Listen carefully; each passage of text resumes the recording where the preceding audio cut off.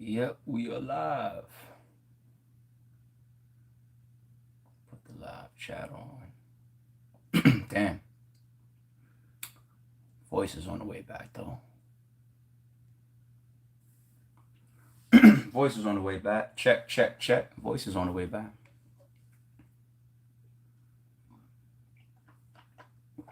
Ew. What's good? What's good? I see y'all. Good morning, y'all. Good morning. Good morning. Yeah, early guy. Y'all know me. Appreciate y'all. Good morning. See y'all as well. Same back. When RBE coming to Chicago, I never know. Ann is from Chicago. I'm pretty sure Ant would love to organize an event in Chicago. For those that don't know, I keep saying that name because people know me, people know Lawrence, people know Shata. I want y'all to get familiar with Ant also. He's been a part of RBE for like about 2 years now. Nah, it's not early as fuck. Like, do y'all not follow me, man? I'll be on my Instagram, my Twitter, YouTube, blogs, all that type of shit. Dumb early. I done dropped blogs and lives like 5 o'clock in the morning before. Actually, I'm behind my own schedule. At this point, I would have already been worked out, started my day. But last night, I had to really catch up on some sleep. Like, I forced myself to really get some more rest. So this is late for me. It was late for me. I think, let's keep a routine. I think this might have been one of the last pickups. It might have been.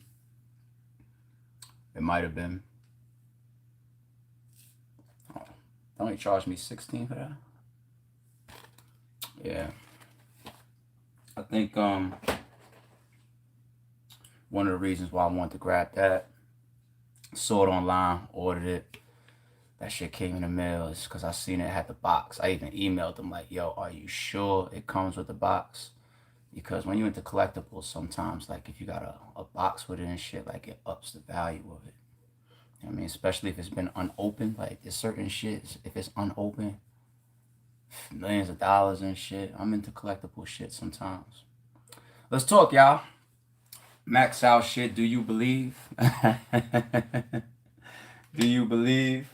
Shout out to Suede, man. I started looking at my notifications this morning while I was laying in the bed. I'm trying to catch up. I will get back on my social media today. Twitter, Instagram. I'm gonna start catching up on all my DMs, catching up on all my tweets, getting back with y'all. Um, I started watching blogs last night. This morning, I'm catching up with everybody's feedback. All the bloggers. I'm watching documentaries, interviews, all types of shit. I'm catching up. I'm catching up. I'm catching up. I saw fucking Swave, one of his ads. I'm gonna get back to you in a second, Swave.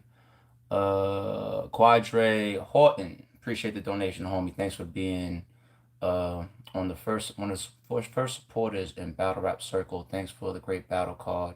You're the GOAT. Thank you, homie, for that. I really appreciate that. Thank you for your support too. Um, I saw a tweet from Swave saying that believe shit is annoying. Stop ARP or something like that. Oh man, I had so fun with the Do You Believe thing, man. I'm just a fan, you know what I'm saying? Y'all know me, I might come up with shit like that every once in a while on stage and just the midst of the moment. Like it's like a theme for me sometimes. Like everybody knows they come to the ruck of the ball. You know what I'm saying? People know the closure shit.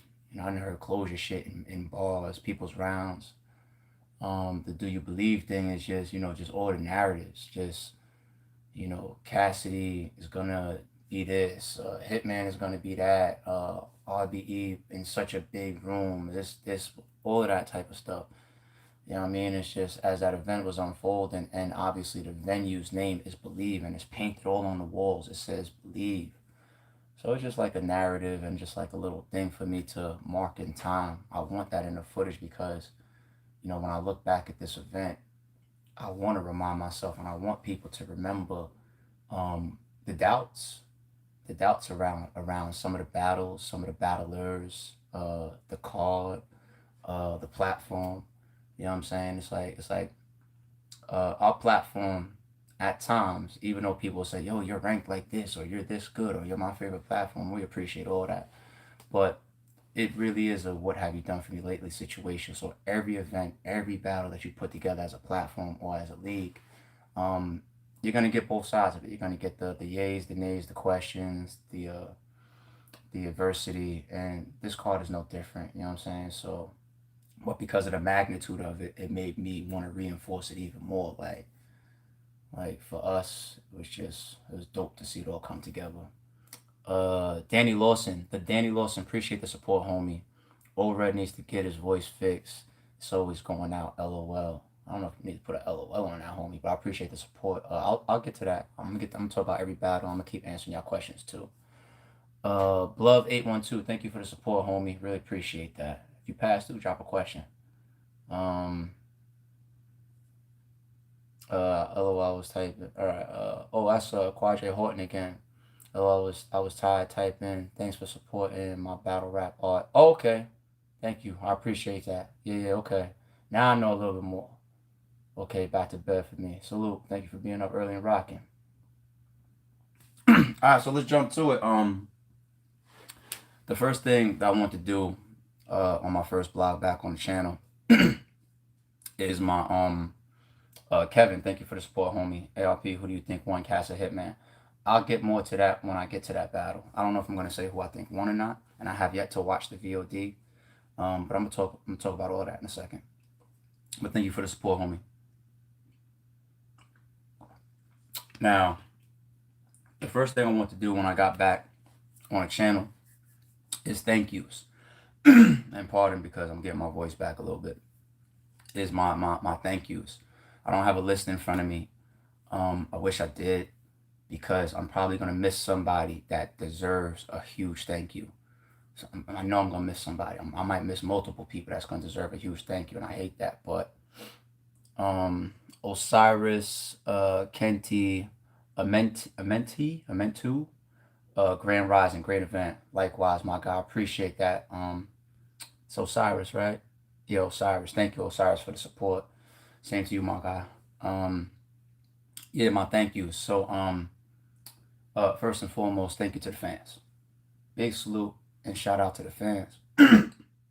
Whether you liked it, liked something on the card, didn't like something on the card, whether you tweeted about it, whether you shared it, whether you was in the building, whether you was on a live pay-per-view, whether you're now grabbing the VOD and watching the battles. The battle rap community, period, as well as everybody from outside the battle rap community that was a fan of this card or wanted to participate in it for whatever reason. Whether you want to see this battle, or you heard about this, or you watched the face-off, or because of Hitman, or because of Cassidy, or because of RBE, or because of Show-Off, or because of Raw, it doesn't matter. Thank you for participating. Thank you for your support. It's the driving force to big events like this. It all starts with the fans.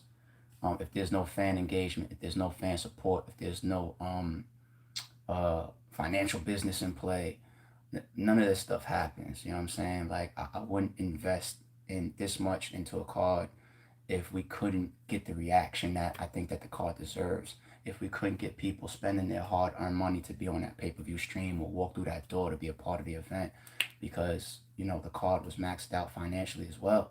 So to do all of that and have no ROI, then we were just like, yo, we love the culture, but you know what? I'm just gonna blog. Like, we tried to give y'all something huge. I'm just gonna blog. But not even past that, I mean, that's an obvious one that I don't like to shy away from, because, you know, you don't want to hide the realities of how these businesses and these platforms work. We need y'all support, and y'all definitely supported this card. But even past that standpoint, like I said, even if you was engaged, so the fans, thank you to all the media and all the bloggers. You know, the media was in a building. You had hip hop magazine outlets, you had websites, you had our daily regulars, people that we know very well, people like the 15 Minutes of Fames and the Hip Hop is Reals and the Restore Orders, and I don't even know what to call champion sometimes. Like, sometimes, now that's a blogging channel. You know what I'm saying? That's the blogging category to me.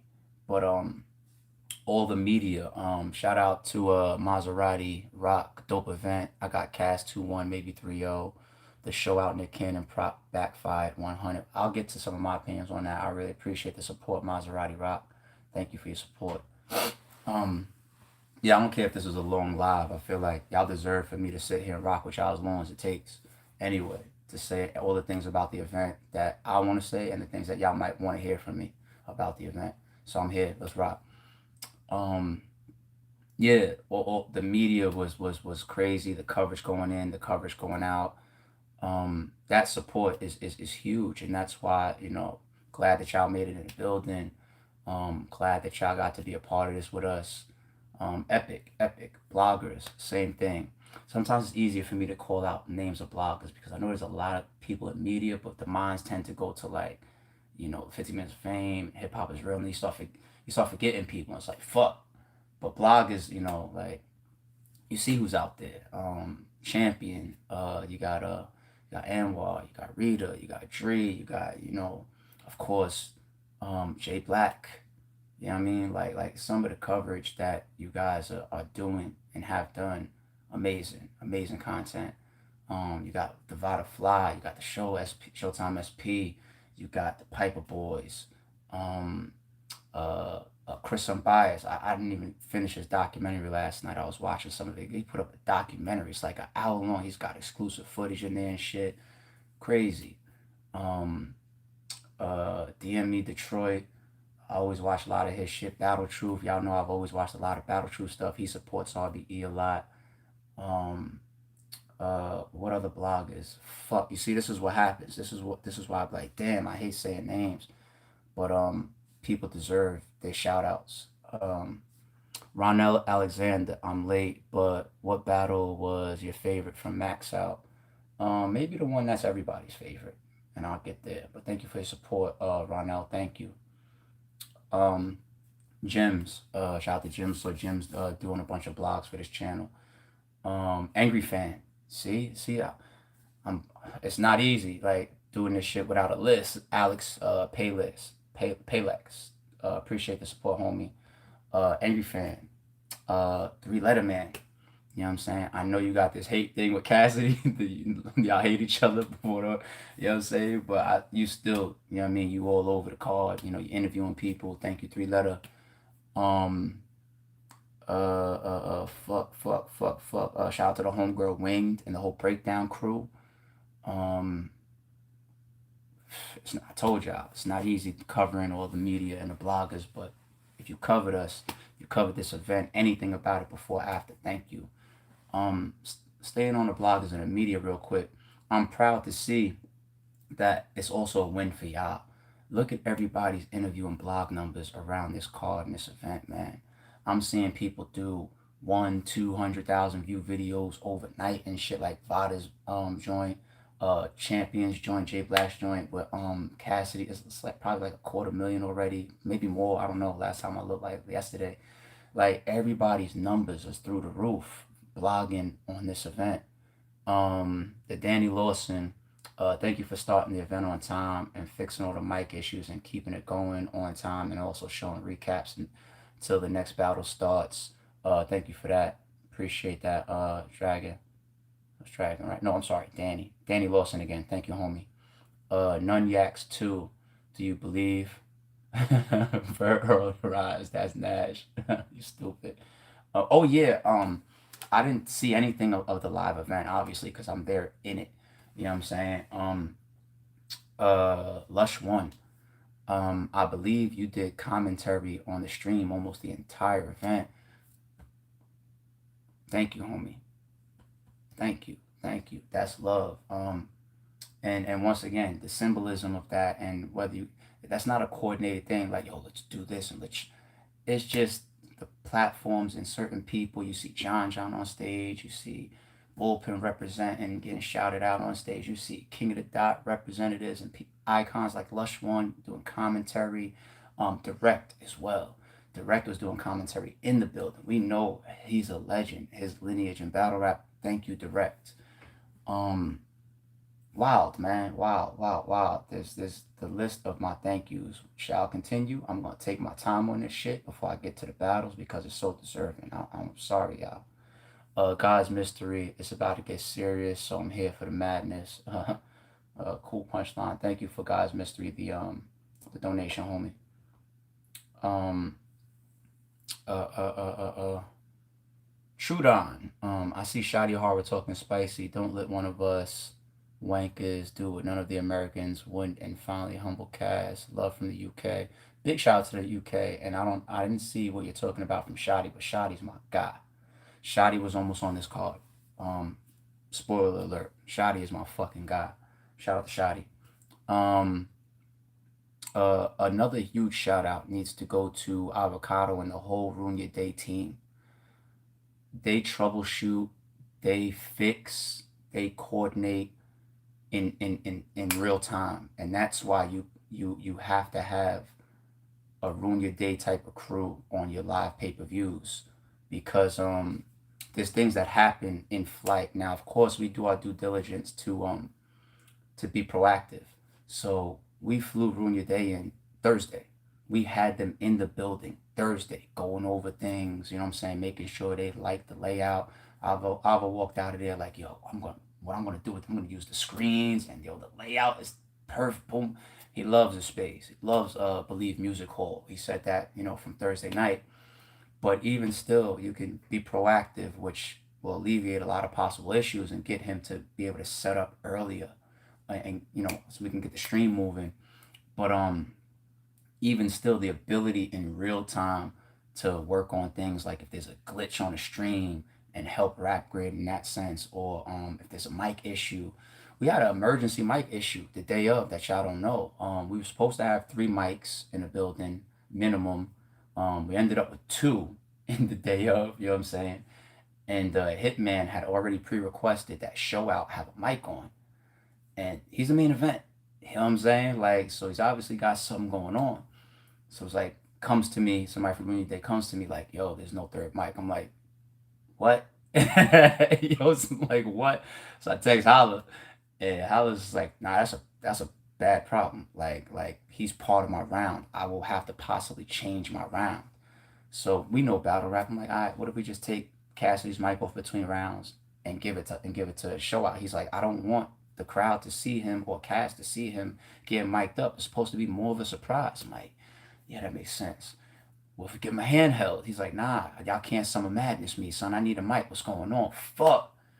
He's right. It's kind of right. It's not like he's telling me the day of. You know what I'm saying? He said this prior, so he's right. And we just ended up with 2 in the building. So I got Shata. He's on the internet scene. If we can go buy a mic anywhere, last minute.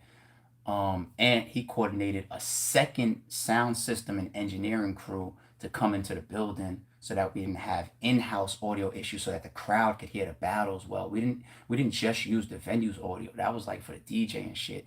We brought in even an additional sound crew and sound system. Those big speakers that you see hanging on the side of the stage, we had to rent that. You know what I'm saying? For that big ass place to make sure the audio was right. And so he, you know, luckily with that rental, they had an additional 2 mics that I think he coordinated.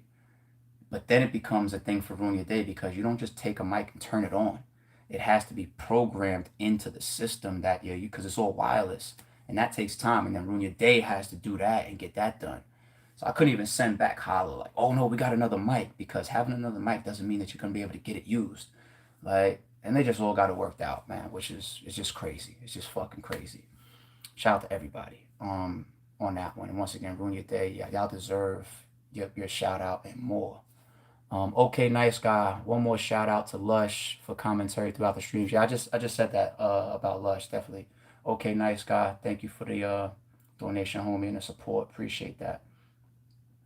Um, Cap is Murder Mook versus Cassidy on RBE has to happen. People are already texting me that. That's crazy. Appreciate the support, homie. Um, the battlers, every battler on the card. Um, you guys brought this to life. This movie to life. Like, the idea could be there, the platform could be there, the business could be there, all the coordinated effort could be there, managing all the moving pieces could be there. RBE has an extremely hard job in a scenario like this, but the movie scenes are actually developed so that the fans could really see the product by the battlers. I say all the time, like, behind the scenes, this card, I think the first contract of the main event was signed mid-February or something like that. but the card goes down April 3rd. So it's like, month plus of work behind the scenes, all to create a fucking 6, 7 hour show. You know what I'm saying? The battle has helped this whole fucking picture come full circle. I'm circle. That's what people pay their money for. All this other shit going on behind the scenes you never see. But it deserves a thank you, because it's like when you go all the way like this, if you don't complete that circle, it all falls down. And the battle is, completed the circle. They were professional. They delivered up there. Everybody was prepared. Thank you to every battler on the card, from the 1SKs all the way to the main event. Everybody. Everlasting. I find very strange Jay Black has not recapped the battle. He will have a breakdown of every on Caffeine, but not the biggest battle of the year. Jay Black does have recaps of this battle on Champion. He may have more than one, actually, so go check that out. Shout out to Champion and Jay Black. RBE staff. Big shout out to the RBE staff. My brother and my partner in crime, Shata. Side by side the entire time as we're discussing options and decisions, and we make the hard decisions behind the scenes, even a battle like Cassidy and Hitman, and putting them together and saying, this is the matchup we want to do. This is what we're doing behind the scenes.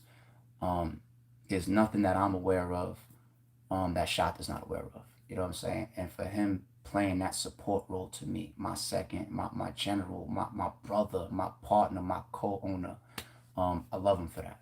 I love him for that. You know what I'm saying? So, my brother Shata, Lawrence, who has been a partner of Rare Breed Entertainment since day one, booking the 1SK battles, coordinating time efforts with the MCs to make sure that they're on time, making sure everybody's travel is on point, and even helping people that got canceled flights and getting them in and out of town on time and all types of shit. Lawrence does a big job. It's not just the 1SKs that Lawrence does. Like, Lawrence is a big piece of our success as well. Man, Lawrence, couldn't do it without you. And another guy that was extremely essential in the success of this event. Ant's the one that rented the venue. Ant's the one that found Believe Music Hall. Not me, not Shata, not Lawrence. You know what I'm saying? I found a different spot. There was like a studio that held like 500 people, and we would have had to just build out everything inside. It's like just renting a space, and then we was gonna have to build out everything inside and just stop ticket sales at 500. Like, Shot and I was ready to do an event with only 500 people. You know what I'm saying? That was kind of in the air initially. You know what I mean?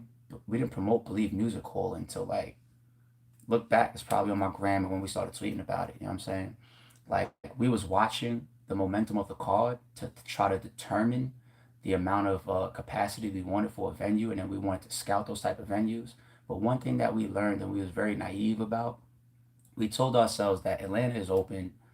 These venues are huge supportive of battle rap, and daytime events are much easier to book times and dates on than nighttime events. Like, you want to do a nighttime event in Atlanta, you might be stepping on toes of a lot of big promoters and shit like that. It's gonna be harder to get spaces. Daytime events much easier, which is battle rap.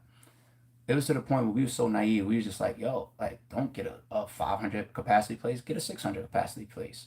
As if we got it like that. As if you could just put in a order or a tweet and say, yo, 600 venue, April 3rd. We found out real hard, like, oh shit, okay, this venue is still closed. Yeah, it's COVID, and we thought that Atlanta is open, but this venue's closed. It works. This venue right here is already booked. This venue right here, for whatever reason, can't deliver us. This venue right here only is allowing, yeah, the place holds 1,000 people, but they're only allowing 100 people in right now, like, for events. Like, that shit slapped us in the face fast. Like, oh shit, this is harder than we thought. You know what I'm saying? And Ant is the one that was hitting the pavement, multiple times a week out there, pulling up on these venues, pulling up on these owners. You know what I'm saying? Like, yeah, RBE, April 3rd, like, what's going on? And then he came to the table with Believe Music Hall, and it was just like, yo, this might be perfect. And it turned out to be perfect. That's why you see people saying, yo, the setup, the venue, Avocado felt the way that he felt. That's Ant. That's Ant. And then on top of that, Ant coordinated a bunch of business behind the scenes too. If you got a VIP section, or if you're DMing the Rare Breed _ ENT Instagram, you're talking to Ant. So if he's doing any refunds because you wanted to switch last minute from being in the building to getting the stream and you got your refund, that's Ant that coordinated that. If you want to upgrade your ticket, that's Ant. If you got a section, that's, you know what I'm saying? So the collaborative effort for the team was just amazing. Was just amazing. You know, RBE as a team and as a whole. Um, and my guys deserved that moment that I had to carve that out. With 25 minutes, I told you I don't care. This is gonna be a long live. Kevin, appreciate the support. Hitman, Nick, and Show Out was 3-on-1 matchup. Needed to back up 3-on-1. Appreciate the support, homie. Shout out to you too. I know I missed one or two. Brooklyn Born, you made peace with other battle rappers in the past before and allowed them on your platform. Serious question. Would you book again? I'm gonna get to that. I'm gonna get to that. Travis Laveau, Jay Breed from the first 1SK was crazy. Need more plates. Need to see Deuce on RBE again too. Shout out to the 1SKs. Shout out to Deuce. The most feedback that I'm seeing so far is for Jay Breed. I haven't watched any footage myself yet. I was in a building, but I haven't watched any footage yet myself. And I've always been a big proponent. I've always said that there's three feelings from a battle. In the building is one, the VOD is another, and the fully edited, produced YouTube release is a third. I want to see the VOD. I haven't watched it yet. Then, of course, I'm going to watch the fully edited and produced YouTube release. And I'm going to really analyze those 1SKs. People's already nudging us. They're saying Jay Breed, give him a 3-rounder, bring him back.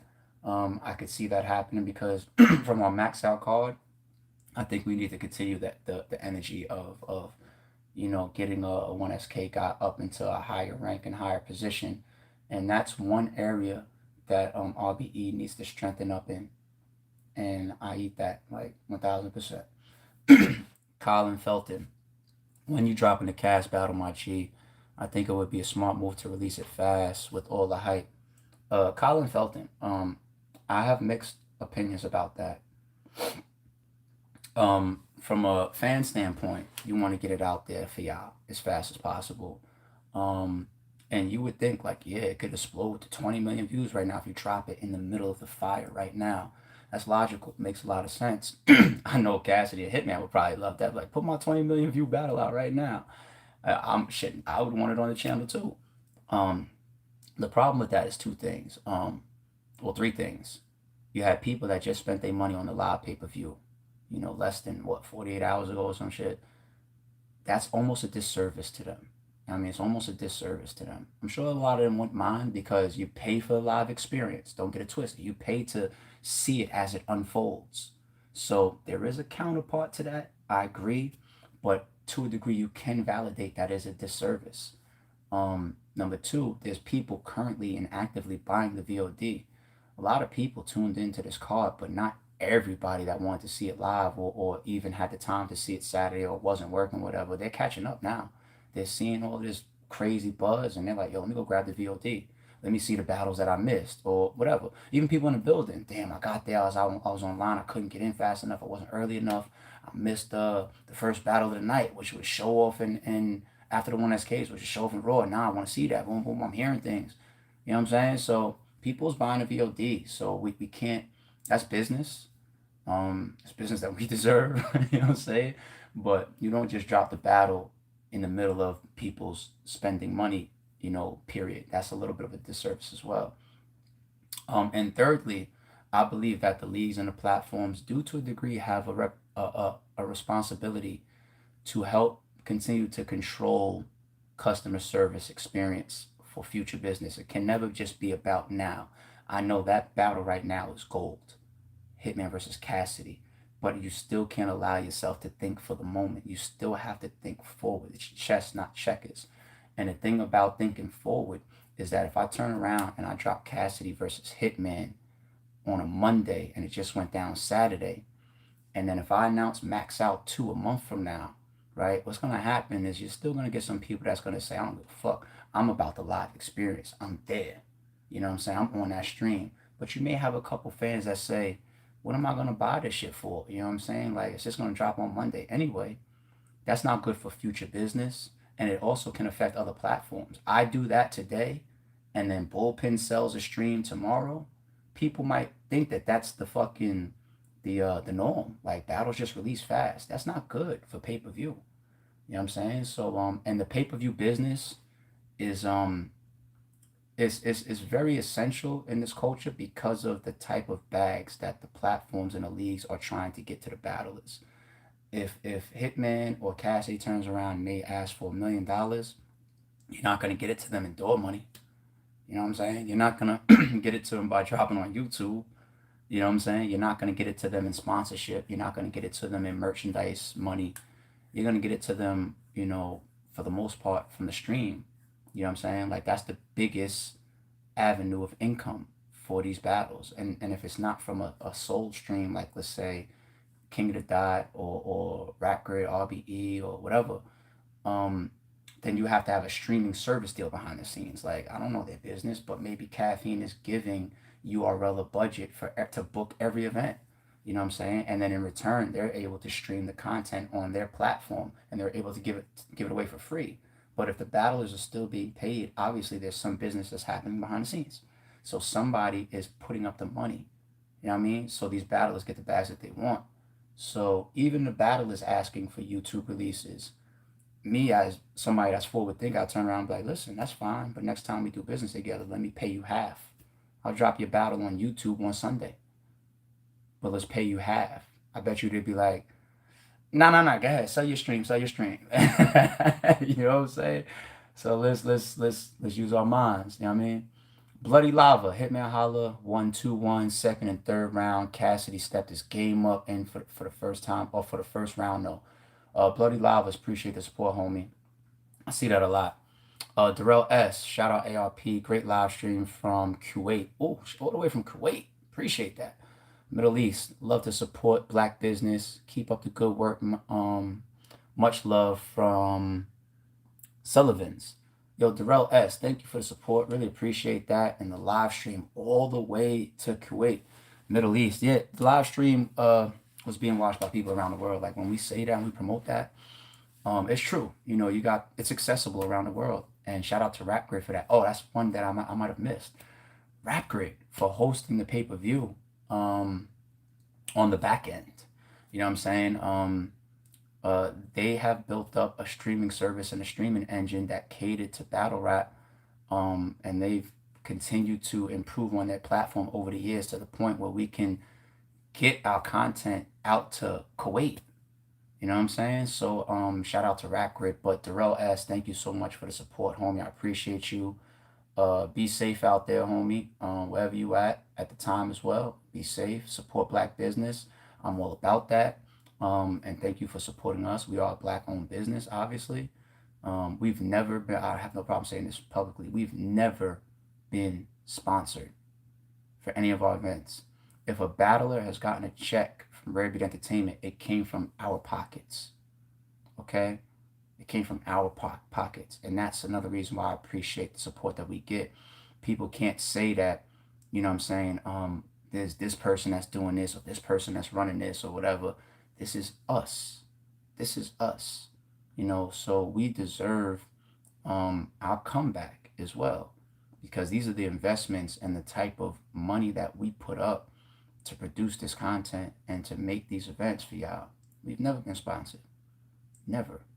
There's been people that wanted promotion. Maybe let me get a commercial on a video or something like that, a couple $100 or whatever. You see a Cassidy versus a Hitman. You see a Hitman versus a bill collector. You see a Jay Mills. You see a Return versus Averb. You see a King Los. You see a Hollow and Math. You see a 40 cal Return. That's coming from us. We're spending that money. And I'm saying that proudly because, yes, we are a black-owned, hard-working business and platform. So thank you for your support, Darrell. Appreciate that. You deserve me to sit on that topic because you sent a big super through. So thank you, Darrell. Shout outs. I think I touched everything for the most part. Fingertips 864. Appreciate the support, homie. I think I touched all of the shout outs. Presidential Luke, thank you for the support, homie. Is Jay Murder still on RBE roster? We don't have a roster, but Jay Murder is 1000% still a RBE guy. You know what I'm saying? Jay Murder has just built up a name for himself so much, included with a lot of his RBE resume, that he's able to just be out there just bag after bag after bag. Same thing with like a Chef Trez, for example. His resume and his work that he's put in over the years allows him to be out there and have all these platforms hitting them up and paying them money. It's like a Jay Murder and Chef Trez is damn near on tour. You know what I'm saying? Battle rapping. They could prep fast and people just put money in their pocket, money in their pocket, money in their pocket. But the last time we tried to get Jay Murder on a platform, a couple of his opponents didn't want to do it. Could be ducking, could be whatever. You know what I'm saying? I can't speak for people, but Jay Murder, you will see him back ASAP. Like, Jay Murder's my guy. So yeah, absolutely. The reason why I say we don't have a roster is because we promote ourselves as a platform, which means that we give a lot of opportunity. We give some people their biggest opportunities. We rock with people that rock with us. We return a lot of favors. We can have people come over that were started or gotten their biggest buzz from another platform, and you could have gotten your biggest looks, your resurgence. You could have gotten your start or whatever you got from RBE, and then you can go somewhere else. You know what I'm saying? So if we had a roster, um, we would be trying to monopolize in a way where you would need our approval for things. You know what I'm saying? You would be limited to what RBE has in your contract in regards to what you can and what you can't do. And we obviously have never done that. So I don't say a roster. Show off announced on one of his recent interviews. He's like, yeah, I got Boom coming up, Kaboom coming up on Battle Academy next. I think in May. I'm like, oh, that's dope. You know what I'm saying? Who else told me I got something coming up on King of the Dot soon? People got things coming up probably on URL soon. And it's like, I'll be tuned in and I'll be supporting. So that's not a roster. That's a platform. But we rock with certain people very, very heavy, and you will see them consistently in the rotation of RBE cards. You know what I'm saying? Whether it's because of your talent, whether it's because we have that strong of a rapport with you, whether it's because it's past our rapport and you're just a guy like that, or whether it's just all complete business.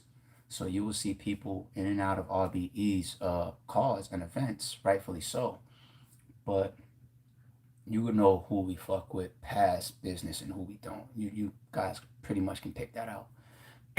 King Ja, 1985. Thank you for the support. Are you doing another closure card? Possibly. Cards like that aren't easy to build because when you have to run a whole theme through a card, you know, it's easy to get a closer match. Just all you need is one. Make a main event, and then you call closure two. We're not that lazy with our card construction and our card themes. I think we do theming the best in battle rap. It's just my opinion. Whether it's the blood, sweat, and tears, whether it's starting five, whether it's max out, whether it's ladies and gents, um, whether it's lift your soul, pearly gates, validation, the way we promote our themes, New Year Order, and then you could see it in the history of the event and in the matchups and the battles and things that even transpire after that and how some of them are game changing or culture shifting at times. Like, we take our theme serious. So the closure thing, it really needs to be every battle on the card has some type of situation, grudge, or narrative. So it's not easy to do that. Same thing as like a starting five card. Like, it's not easy. It's very easy to just grab, oh, this city versus that city. That's easy. But like, team makes it harder. It's not that many teams. That was Writer's Block, Team Hami. You can go get, NWX. I don't know how all the people that still on Goonies. That's like team stuff. They're not easy to do. Not easy to do. Anthony Schaefer, Hitman Holla was some Duke. O-Red was some Duke. Okay, Duke, D-U-K-E. I haven't seen somebody say Duke. Appreciate Anthony Schaefer. Thank you for the support, homie. I do disagree, but I respect the support and the opinion, my guy. Lawrence Lowe, brick by brick, always, my guy. Thank you, Lawrence. Appreciate the support. All right, we passed the shout outs. Let me get into some of my recap of the event and the battles, and then we may talk about a couple other topics. 1SKs once again. Big salute and shout out to y'all. I'm seeing the most feedback so far from Jay Breed, but continue to watch the VOD and give us your feedback. I want to take one of these guys and get them a bigger plate and a 3-rounder. It's time for us to move some of these guys up a little bit more frequent. So Lawrence, you did a great job with the 1SKs. They had the crowd in there, turning up from early. You know what I mean? Turning up. So shout out to the 1SKs y'all put on. First battle of the night. Show Off versus Rosenberg Raw. We didn't even want them to go on first. We wanted the first battle of the night, the first 3-rounder of the night, to be Jag versus Overhead. That was a tactical decision. We felt the pen of Overhead and the rapid delivery of Jag in a brand new, early, energetic crowd where we can make sure that they can catch every fucking ball would be a great move for their outcome in such a large crowd. That was tactically why we wanted them to go first. So when you see O-Red and Jag at the bottom of the flyer, it's for 2 reasons. One was a business reason behind the scenes that somebody negotiated something. And 2 was that reason right there. Like, we was like, if it's in people's minds that number one, you could see a card like this, and if O-Red and Jag is a big battle, yeah, it's at the bottom of the flyer. Marketing wise, that looks great for the card. And I got a lot to say about the flyer coming out too. I really do. Wow, I just said that on accident while I was talking about Rosenberg Raw and Show Off going on first. Damn, you just can't escape the truth, even when you're just talking it randomly. If you're catching on, I swear, I'm gonna bring it full circle. Truth is truth. Oh man, catch up. I might even use this piece of my live in that vlog. But where was I? Yes. So tactically, Jag and O-Red in a crowd like that for their styles, we thought made sense. Indonesia Jones, thank you for the support, homie. Really appreciate that. Perfecto Ali Salam E or L, thank you for support, homie. ARP, be honest, economically it was max out. Worth it? Yes, it was worth it. Appreciate the support, homie. Amir Pearson, we need a Legend of the Dragoon remake, I believe. What's that? Legend of the Dragoon? I don't know what that is. Amir, thank you for the support, homie. Trying to keep up with the supers as well. I don't like keeping them to last. I learned my lesson on that one time before on a live, and I wasn't able to scroll up. So I was like, what the fuck? Sexy Baby, I hope that's a woman. Got me out here saying your name and shit like that. I love the RBE events in Atlanta. The vibe be great, and it's actually women at the events. Yes, love that shit. Women come out to Atlanta battle rap events. I love going to the BLK Mecca. So I think you mean New York too. 2 birds, 1 stone. Salute. Thank you, Sexy Baby. I hope I'm talking to a woman. Thank you for the support. Definitely agree with you. Atlanta brings a great vibe to live events as far as adding like a party atmosphere as well. Club Drum, New York, great vibe. We established a homie family type of vibe in there, and the battles always came out great. You never really had a party vibe though. Never felt like you was walking into a party. Atlanta gives you that feel.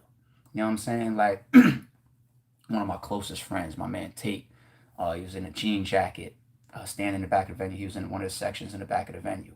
That short guy, every time you see somebody on the couch just standing up and dancing and all that shit, that's my family. You know what I'm saying?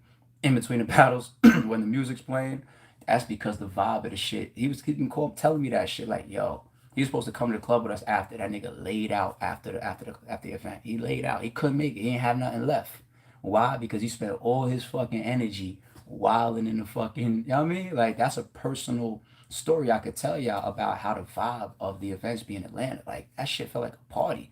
Shout out to the DJ. Our DJ was rocking. Now that I say that, our DJ had that shit rocking. Had me up there fucking dancing. You know what I'm saying? Even I was on stage in between battles, whatever, getting my little bop in. It was fun. Y'all, whoever seen me dance that much at an event? You know what I'm saying? I'm like any other regular human being. I'll box, I'll play ball, I could swim, I could fucking play baseball. I can't tumble, holla. I can't tumble. I lift weights. I'm a businessman. I'm fucking my nigga Holla. Shout out to my nigga Holla. But I do a lot of things. Like, I hate that. I hate that I have that vibe to me that's, this professional guy. So when you see me do something that you never see me do on camera before, it's shocking. Like, yeah, I play ball, I'll bust y'all niggas' asses. You know what I'm saying? Like, I'll put a basketball video on the channel. Like, oh, he can play basketball? Why the fuck we're not from New York? We all ball. You know what I'm saying? Everybody plays ball. I'm nice as shit. You know what I'm saying? Like, same thing with dancing. Like, I ain't no fucking super break dance or nothing like that. But you think a nigga don't got no fucking rhythm on? We grow up at house parties and shit. You can't dance. You couldn't get on the fucking dance floor back then. All the women in the dance floor and all that shit, shaking their ass and grinding and all that. Back in the them little kids, we was out there, teenagers, bumping and grinding and shit. You couldn't dance. You couldn't get up on that bad chick in the middle of the fucking dance floor in them house parties. You know what I'm saying? And clubs or whatever. It wasn't always VIP sections and all that. Like, yo, we gonna spend XYZ to have our own section and just bring the women in the section with us to dance. And like, it wasn't always like that. We started that as adults. As kids, like, no, you go to the bar, you buy your drink, you got it in your hand, you walk around the fucking club for hours like a wolf. You know what I'm saying? You grab something, you take it to the dance floor, you get on the dance floor, you do your thing. You know what I mean? Like, the fuck?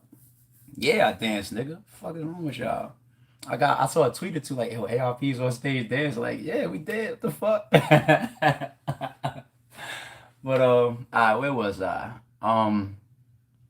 So yes, we wanted Red and Jack to go first. They should have gone first. No comment.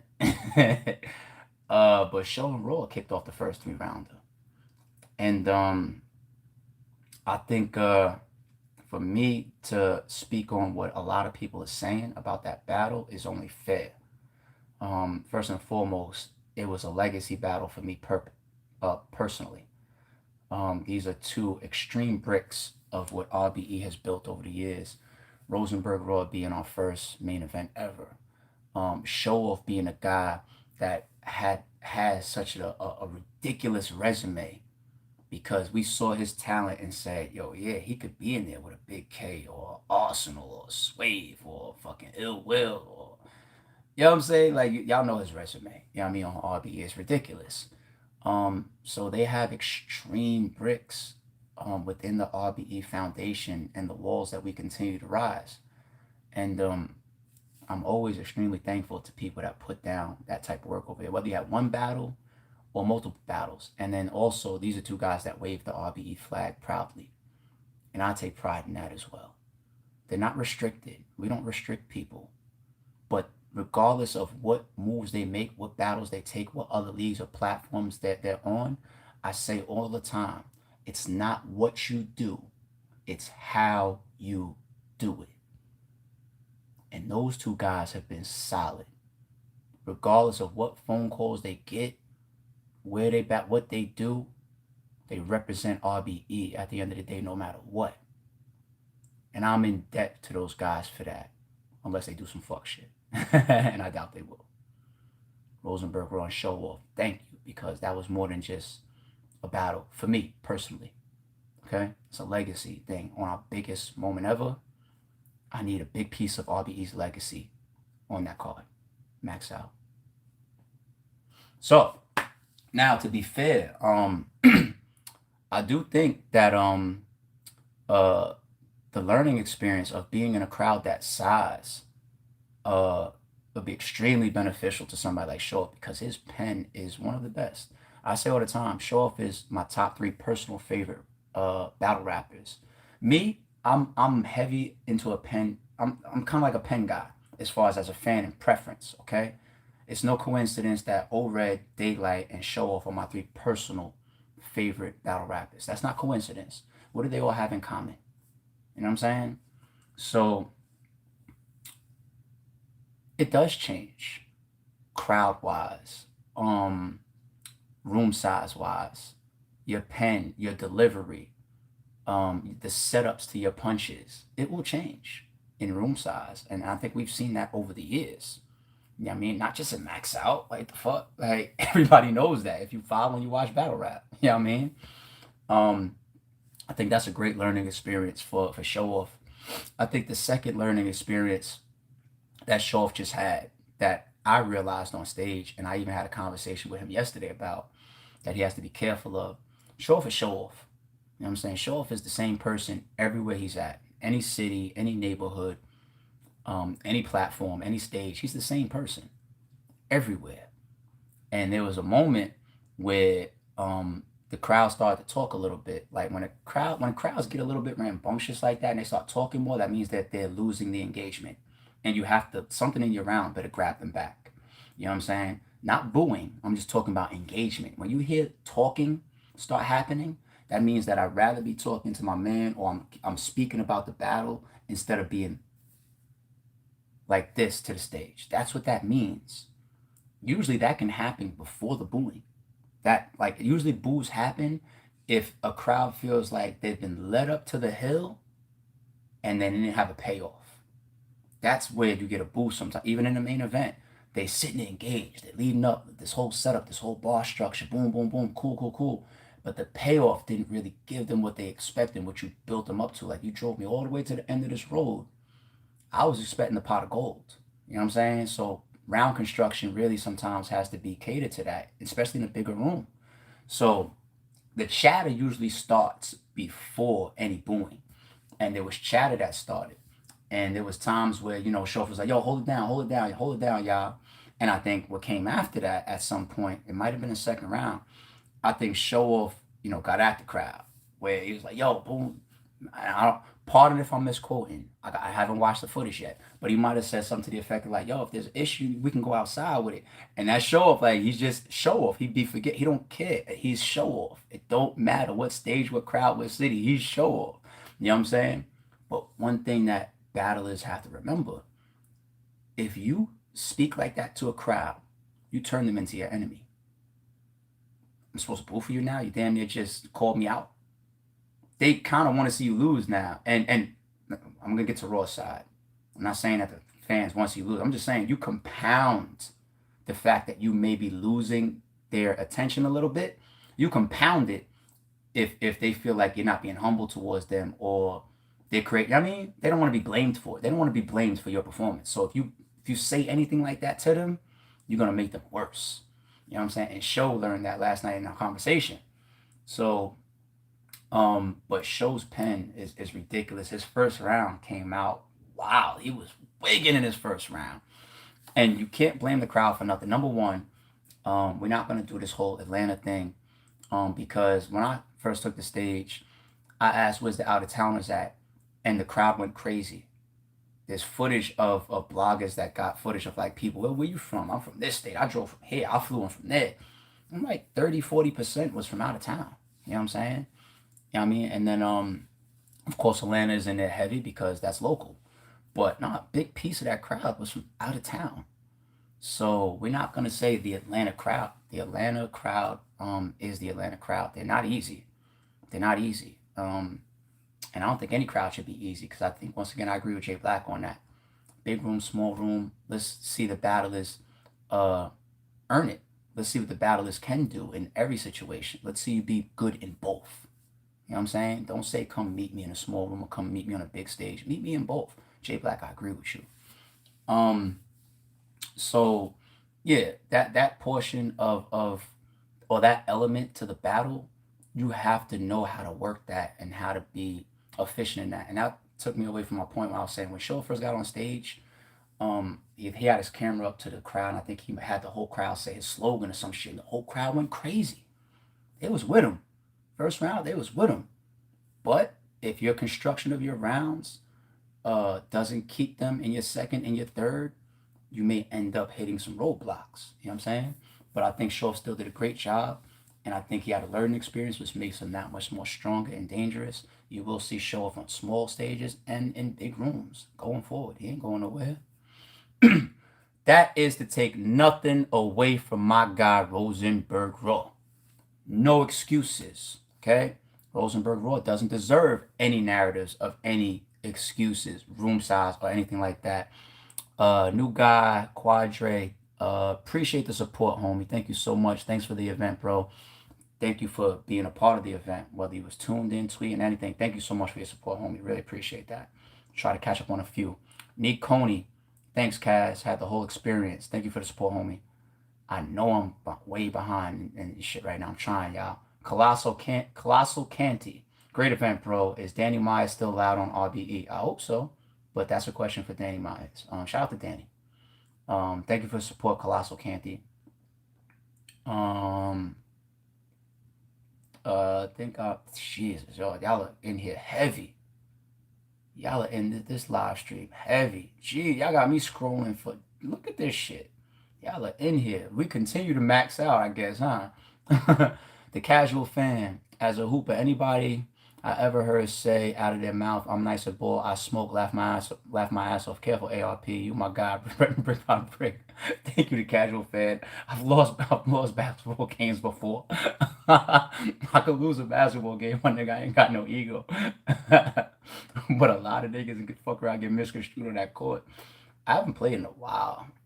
I know I'm not nowhere like I was in like my 20s and shit, but there's an element of basketball that is like riding a bike that ain't gonna go nowhere. Your shot kind of hangs around for a long time. Your handle kind of hangs around for a long time. It'd be your agility, your mobility, your speed that start to decrease, obviously. Go ask Blake Griffin. You know what I'm saying? Like, they count how long it took him to dunk again. Like, that's what changes over time. But there's elements that don't go nowhere. So for that, still bust a lot of y'all niggas. Omerta Vinci, 3 bands well spent, and I'll do it again. Max out was lit. Cast 2-1. You must have had a section. So shout out to Omerta Vinci if you spent 3 bands. Appreciate you, homie. Even though RBE don't make no ball money, and you know what I'm saying, I wish I got a piece of that. But all right, back to Rosenberg Raw. I'm gonna continue to take moments where I stop and catch up with all the supers. Back to Rosenberg Raw. Yo, can't take nothing away from him. We can't talk about, oh, room size this or nothing. No, no, no. He deserves it. He deserves it. He earned it. Point blank, period. The man got up there and worked. Rosenberg Raw's style is obviously built for big arena, small arena. His pen was good. You know, people sometimes want to take away from his pen and try to give it to, oh, his main attribute is the fact that he sounds like nobody else, or he's unique, or boom, boom. No, give him his pen credit too. Give him his pen credit too. And the way Rosenberg Raw like skips around with certain angles, he chose in this battle certain angles that he wanted to use against Show Off to not lay on them. Spend a whole round that may or may not go over well, or Show Off may or may not have a counter response to that may detract from my round. I think that was smart. I don't know if he did. I think he probably did that on purpose. If I could think about it, he could think about it. You know what I'm saying? But the man, like, well placed sporadically, his little angles across the rounds instead of draw. That was smart. That was smart. He had some haymakers. Great performance by Rosenberg Raw. Rosenberg Raw went off. He fucking went off. And go get that man his flowers. He deserves them. Because you're talking about a guy that was here from the sandbox. He's seen and experienced every element of battle rap. The good, the bad, the ugly. Took 2 years off. Came back. And it's been on an amazing run ever since. And it's hard to even say when this last battle that he lost. And you just got to give him his flowers. You just got to give him his flowers. You know what I'm saying? Got to give that man his props and his credit. What's the next battle that we did? I think it was Ill Will and A-Ward. Right? Once again, our order fucked up. And this is why y'all got to be there early. We said be there and be online by 11 a.m. And y'all was. Shout out to the fans. Y'all was. We said we was going to open the doors at 12. He did. You know what I mean? Shout out to y'all. You know what I mean? But we didn't even want Ill Will and A-Ward to go second 3 rounds of the night. But we're in real time adjusting to this event because nothing is always exactly as planned. Just running events is hard as fuck, man. But Ill Will and A-Ward, I see a lot of people saying battle of the night.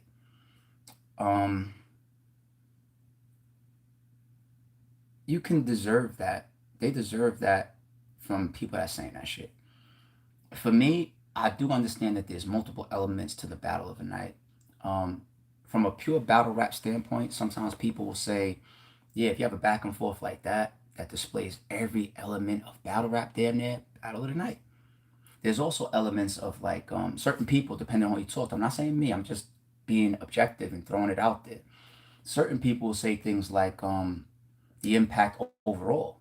So they'll, look at the main event, for example, and say like that's a legacy thing that's gonna be talked about forever in it. So it depends how you look at it. But from a pure battle rap community standpoint, saying Ill Will and A Ward was the battle of the night, you can't be mad at that because those guys went crazy. I'm not saying what my personal battle of the night was, all right? I don't want to do that up here. Y'all fuck around and take my shit and I'll get in trouble somehow. All right? But yo, that battle was stupid. A Ward, who is the smaller name of the two, um, showed or reminded people that he's a star. A Ward is a star. Ain't no, don't call him an up and comer. Don't call A Ward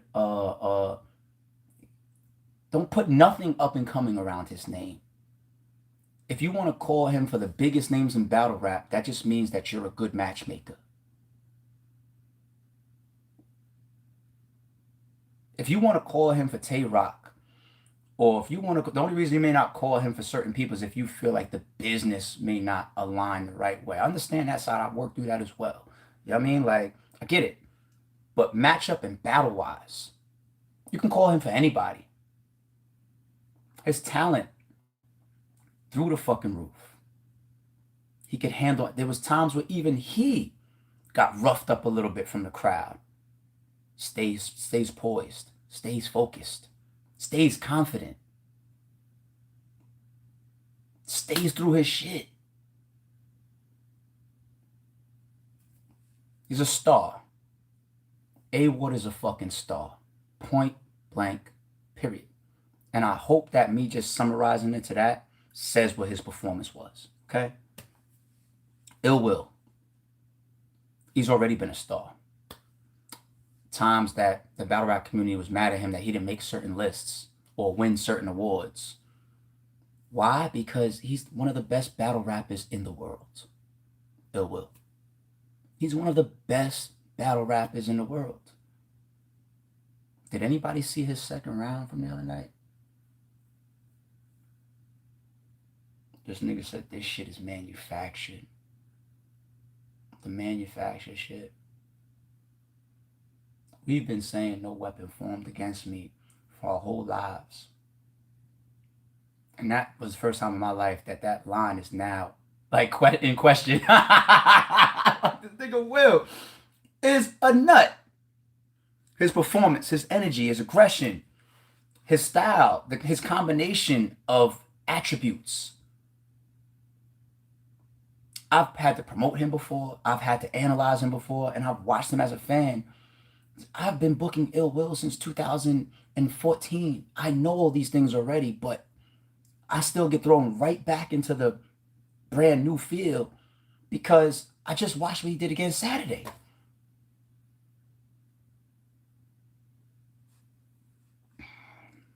Demon. Ill Will he is. Solid guy. I respect him past business and I fuck with him past business. He's one of those few that I fuck with on that level. Once again, you can kind of figure it out. But, and I don't like to say the list of people that I fuck with like that because if I leave somebody out or whatever, I try to avoid that now. But he's one of them and he continues to be a solid guy. You don't think any calls was made to try to get Ill Will off the card?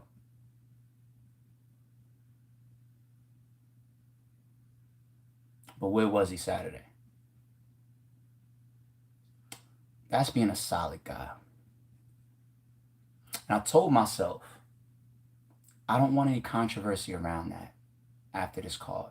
I wanted to try to stay as positive as possible, but I felt like it was going to be deservingly so. And yeah, the fuck else is new, right? We've heard it a million times, but it's like, when it comes to me, that somebody even tries to question a battle in the same sentence or the same breath as a person's freedom.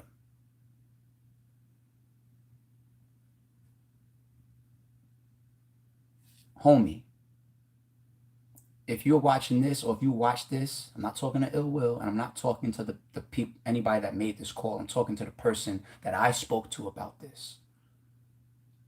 You should speak on this, because the name of your movement and your reputation and your street credibility and your reputation as a man,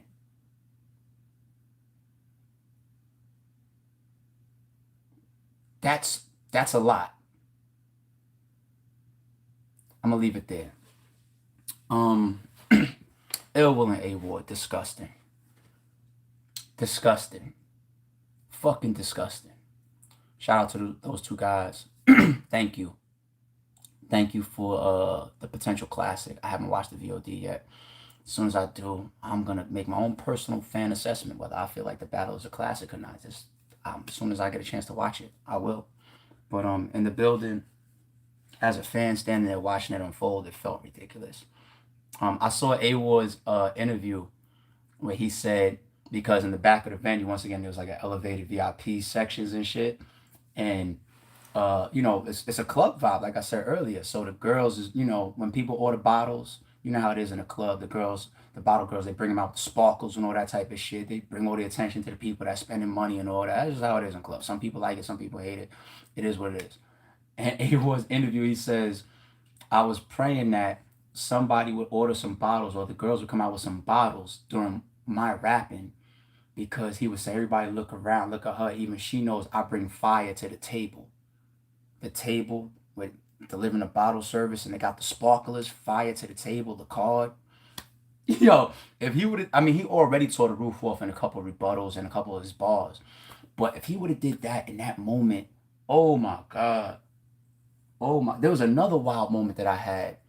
And I even said it to Will, like we kind of laughed about it in the middle of the battle. I promise y'all, I'm a fan. That's why you hit me up there. Do you believe I'm a fucking fan? Like, I'm a fan.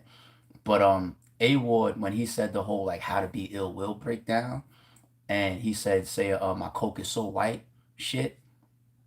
If you really pay attention to ill will as a fan, he started that on RBE. He did like 3 or 4 battles straight where he always had a my coke is so white bar. You know what I'm saying? Coke so white, you want, I mean, oh, Coke so white, want to speak to a manager, I think might have been the first one versus Sirius. But he's done that like 3 or 4 times on RB. He's starting to branch it out now too. Like you're seeing him do that in other battles as well. But that Coke so white shit, he's continuing. He's done that more than he's done the calling Jamaican shit lately. If you're paying attention to his rounds, he keeps doing it. I think A Ward anticipated that, and he put it in his shit when he was analyzing who Ill Will is, how to beat him. When he put the Ill Will bucket hat on his shit, you know what I'm saying? And when A Ward did that, I said to Will, I said, because I think it was A Ward's third, and Will went first, so I think Will was done. And I think I said something to Will like, "Yo, he would have had you." And Will said back to me on stage, he's like, "That's why I didn't do it." I was like, "These guys is demons, man. These niggas is crazy. Like the artistry is like Will had to anticipate that. Hopefully, y'all watch the face-offs and see the other one that A Ward had to anticipate from Will. Like it's just crazy shit. And I think Will took that from the face-off and brought it to the battle. Like these niggas is stupid. Will and A Ward are disgusting, man. 2 stars. 2 stars. You can't convince me any different. Red and Jag was after that.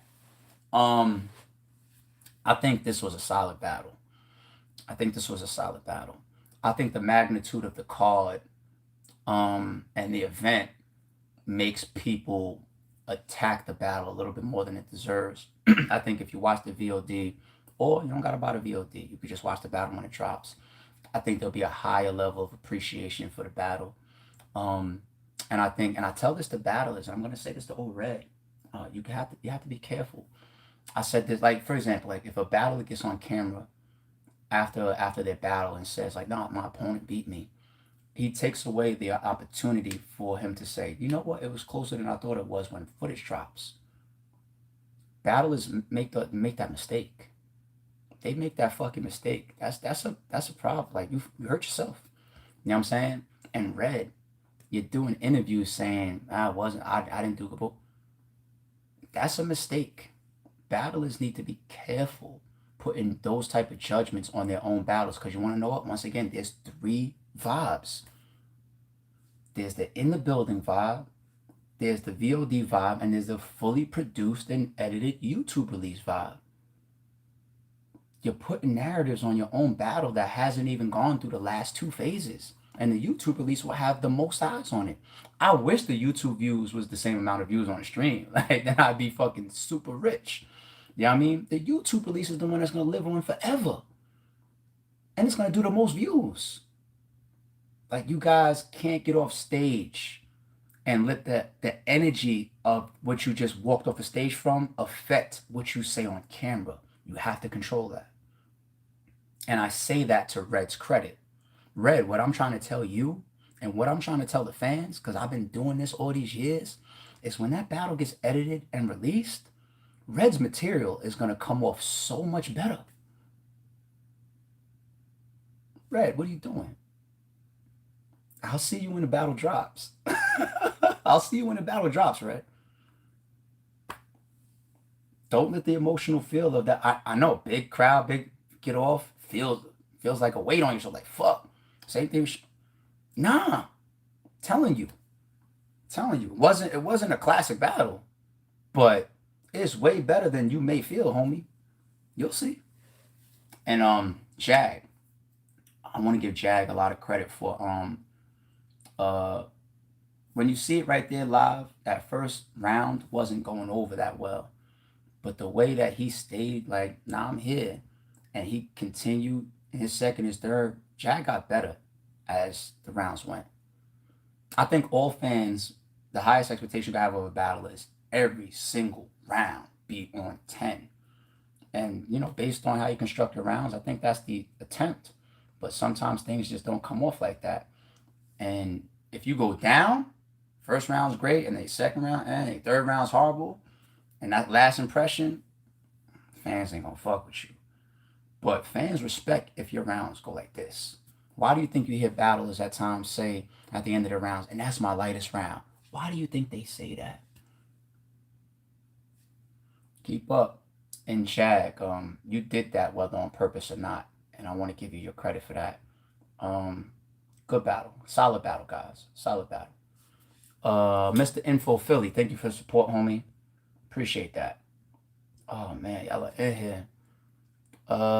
Neo V Smith, 19. Thank you for the support, homie. Can we get a big do you believe for the chat? Do you believe? Thank you for the support, homie. All right, that one's for the super chat. All right, I got you. Man, I'm gonna find a way to get back to a call where I can bring my closure shit back too. All right. Tax time forever. Do you believe? The very next super chat is do you believe? Tax time forever. That's a funny ass name. Appreciate the support, homie. Do you believe? I saw a couple notifications. I didn't even get back to it yet. Say yes, ARP. We believe. Shit hilarious. Shaba 10456. Appreciate the support. Let me hear it. ARP, do you believe? I'm getting a bunch of do you believe super chats now. Thank you for the support, homie. Man, I hope y'all do, man. I do. Patrice Davis, thank you for support, love. I had a group of my girls watching the battle rap for the first time, and we all loved it. Hashtag thank you. Thank you for the support, Patrice. Thank you for enjoying it and getting up with your homegirls and all that and being a part of that moment. MVP 5316, salute to you and the whole RBE staff for a successful event. Thank you, homie. Thank you for the support, MVP. I'm still going to continue. I told you I ain't going nowhere for this live. I'm just trying to make sure I keep up with the supers. AV Troops, thank you for the big support, homie. Hey, is Sharon versus Chef Trez the best battle on your channel, period? It's one of them. 1 second, y'all. 1 second. 1 second. 1 second. 1 second. 1 second. My bad, y'all. My bad. My lips feeling dry as shit. It feels like one of them. It could be top 10. I wouldn't be mad if people had top 5. That Chef Trez and Sharon is epic to me. It also includes a RBE type of original element, which is we did it with Big Cannon and Sharon, and then doing it with Sharon and Chef Trez, that fourth round trade off. You know what I'm saying? Like, I don't know what battles are on YouTube that are 4 rounders other than those two from RBE. And then even if they're all like with that trade off, not like, yo, let's just do a fourth round for the love. I'm talking about not you go, then this person goes, the trade off where my bars are going off of yours and shit, and they're still rebuttaling in a trade off. Not of your round is over and I thought of something to rebuttal, which is still mean. But no, I'm rebuttaling seconds later in flight. But man, listen. So that element alone just puts it through the roof. But the people, that fourth round was so crazy. People almost forget that their 3 rounds, their 3 written rounds and rebuttals in those was classic.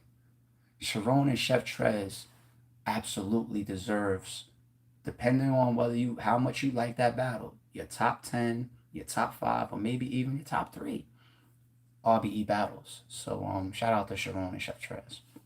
Chris, the YouTube critic. Nah, Ill and A Ward started the night and saved the card. They did not start the night. The Battle of the Year candidate, F the night. Battle of the Year contender, you giving it. Salute, appreciate that. No battle had that impact. Appreciate that, Chris. It's good to hear that type of feedback going on out there about A1 and Ill Will, but they did not start the night. Show Off and Raw was the first 3 rounds, and the one in K's was on before that. So if you missed anything, go check that out, homie, or wait for the YouTube releases. I'm trying to. I'm scrolling for a year. Y'all are in here. Y'all are like, what is this nigga gonna say after this event? A murder Vici again. Appreciate you, homie. Wait. The Super Mario in the background is what Hitman remixed, and should have been Mario Kart. Nah, now it's Cassidy with the 30 clip remix. The wrong game. Oh, I know what y'all talking about. Okay, yeah, I'm seeing that a little bit too. This is that's part 3. Super Mario part 3 classic. The Super Mario. What was the rest of the bars? It was shooting out the whip. Super Mario, whatever. I mean, damn, like how? Nah, y'all. I don't know, man, because it's like he's talking about Super Mario. You know what I'm saying? Like, actually, oh, because it's the shells out the whip. Is that what y'all talking about? Because it's the Mario Kart that shoots the shells. Is that what y'all trying to say? Because of the whip. So then the whip, is that what y'all going on? Because he throws shells in the fucking game. I don't know, man. Y'all look sometimes a little. I don't know. Y'all looking to get at my nigga Holla, man. AWOL, ARP 100. Thank you for the support, homie. Really appreciate that. Augie 93. On cam audio is always better than the building. I think that's one thing that some people or need to continue to learn or remember. 1000%. The God, keep grinding, black man. Thank you, sir. I promise I will. Thank you to God for that. I appreciate you. Brick by brick, always. Jeffrey, I'm gonna just say so I don't mispronounce. Jeffrey, appreciate the support. Thank you, ARP, for the first classic A Ward versus Ill Will. I got an A Ward 2-1 edge. Do you believe? Pound RBE. Yes, I believe. Thank you, homie. Major League Ability. I believe. Salute, Major League. Thank you for the support. Blah Blue. Thank you for the support, homie. Always want to give more. I love the culture, and I'll get back. Nothing but love. Thank you, Blah Blue. Appreciate that. Gemini Thoughts Lopez. Message retracted, but salute to you for the support. I appreciate that. K Walker, Vivo. Shout out to my nigga K, if that's K Walker from Philly. Hitman brung out Nick just for Nick to shake Cass' hand. Pound Philly. Oh, you in here? I see you in Cass's interviews, K Walker. Both sides got their Avengers, all right? You in here on your Avengers shit. Shout out to my nigga K Walker, man. Salute. It was great seeing you the other night, homie. Daniel Prescott or Prescott. Don't go back to ATL. Nah, ATL this was a good event in there. The people loved it. People absolutely loved it. The battlers had to earn. And a lot of them did, as you see. There's no excuses. 40%, 40% of the crowd was from out of town. You see this crowd allowed you to lose them and get them back. There's battlers that didn't have a single uh quiet moment or backlash during their rounds. Nah, if if I watch a crowd tear at like I think that kind of happened, and everybody knows how much we support Philly, but it looks like that was happening a little bit at the lockdown event. Like they was super aggressive towards the battlers. You know what I'm saying? Like, are you gonna ask is Rosenberg Raw gonna complain about this crowd? Is Ill Will and A Ward gonna complain about this crowd? You know what I'm saying? Nah, is the one SK guys gonna complain about this crowd? Can't do that. You can't create it only for certain people. The Atlanta crowd uh provides a strong crowd that really gives that authentic, we are in a big event. Like, nah. I did see times before we had events in Atlanta probably deserve some of the backlash. I've seen that, yes. But for Max Out, nah. I was there. I fuck with the Atlanta crowd more now, to be honest. Or what came to the Atlanta event. You know what I'm saying? Hip Hop is 74. You got something with Jay Breed. He deserves another battle. Dude had the building going crazy. Yeah, is the crowd, does Jay Breed, the one that's came, is he gonna say, yo, fuck the Atlanta crowd? No, he's gonna say, I love Atlanta. I hope that I could battle in front of you again. You know what I'm saying? And I keep hearing that more and more about Jay Breed. It sounds like he's starting to be the guy that I'm hearing that more and more. But I haven't watched all the footage yet, so give me a second. Sidemen Shorts. Appreciate the support, homie. When is a short movie on series coming out? Mm-hmm. Gemini Thoughts Lopez, will you give real honest opinion on who you think won the Cassidy and Hitman battle? Cassidy 2-1 though. Yo, Gemini, I appreciate the thoughts, Lopez, but let me just give that. There's some things we're going to talk about here when I get to that battle. I'm trying to get there, but I said this is going to be a long live. I'm reading interactions. Boom, boom, got a lot of shit to talk about. Boom, boom. So it's taking me a while to get there. I'm trying to get there. But one thing I don't want y'all waiting for by the time I get to Cassidy and Hitman is me saying who I thought won. I will tell you, I've said this before in blogs, but I will make it clear right now, for now and future events. I have no problem saying who I think won a RBE battle if time has passed. I will go back and tell you who I think won like a Daylight and a Oops right now, or fucking Chef Trezor and Sharon, or because me saying it at a point that's later on won't hurt the battlers or won't hurt them coming off that or their stock. Like it's 2 years ago. You know what I'm saying? Because that'll happen. Like my voice is strong. So it'll be like if the league owner or if ARP said you lost and it was happened right in front of him, he's the one that booked it. You know, even though it's just an opinion, people need to remember this. And this is my shot at Vodafly and Piperboy. Y'all say this a lot. He'd be like, yo, it's just my opinion. I'm only one blogger. Yeah, that's cool. Logically, that makes sense. But if you have a strong voice, it can count for thousands. That's the reality. And you guys know it. Stop that. All right. So I can easily say, I'm one person. It's just my opinion. But if I say it, if it has more impact or it could change the minds of thousands of people, then I can hurt a battler. You know what I mean? So I got to be conscious of that. Um, it's an RBE battle that I was part of booking. So I have to let time pass before the platform. Imagine the blogs. If it's, a three-letter man, right? Imagine if I said Hitman won. Three-letter man have a blog up tonight. Even ARP said that, you know what I'm saying? Like, I can't do that. Like, come on, y'all. Like, think. You really can't expect me in my position to say who won and lost right after a card is over. Like, time has to pass. But I will tell you feedback of the battle and the rounds and if things happened and why I think certain things happened or this controversial moment or why this happened. What I have no problem speaking on that. It's on footage. Like, but who won and lost? I can't do that. I hope that makes sense to people. And if you notice, I hadn't said a winner of any battle that I just recapped. I haven't said a winner. I only alluded to who's getting more of a reaction in the Rosenberg Raw and show off. I didn't tell you who my personal winner is. I didn't watch footage yet. You know what I mean? But I gave them both of their flowers. I said some of the rights and the wrongs and things I think was learned, and I move on. You know what I'm saying? You're right. Appreciate the support, homie. Salute. First time I bought a pay-per-view in battle rap. Appreciate that, homie.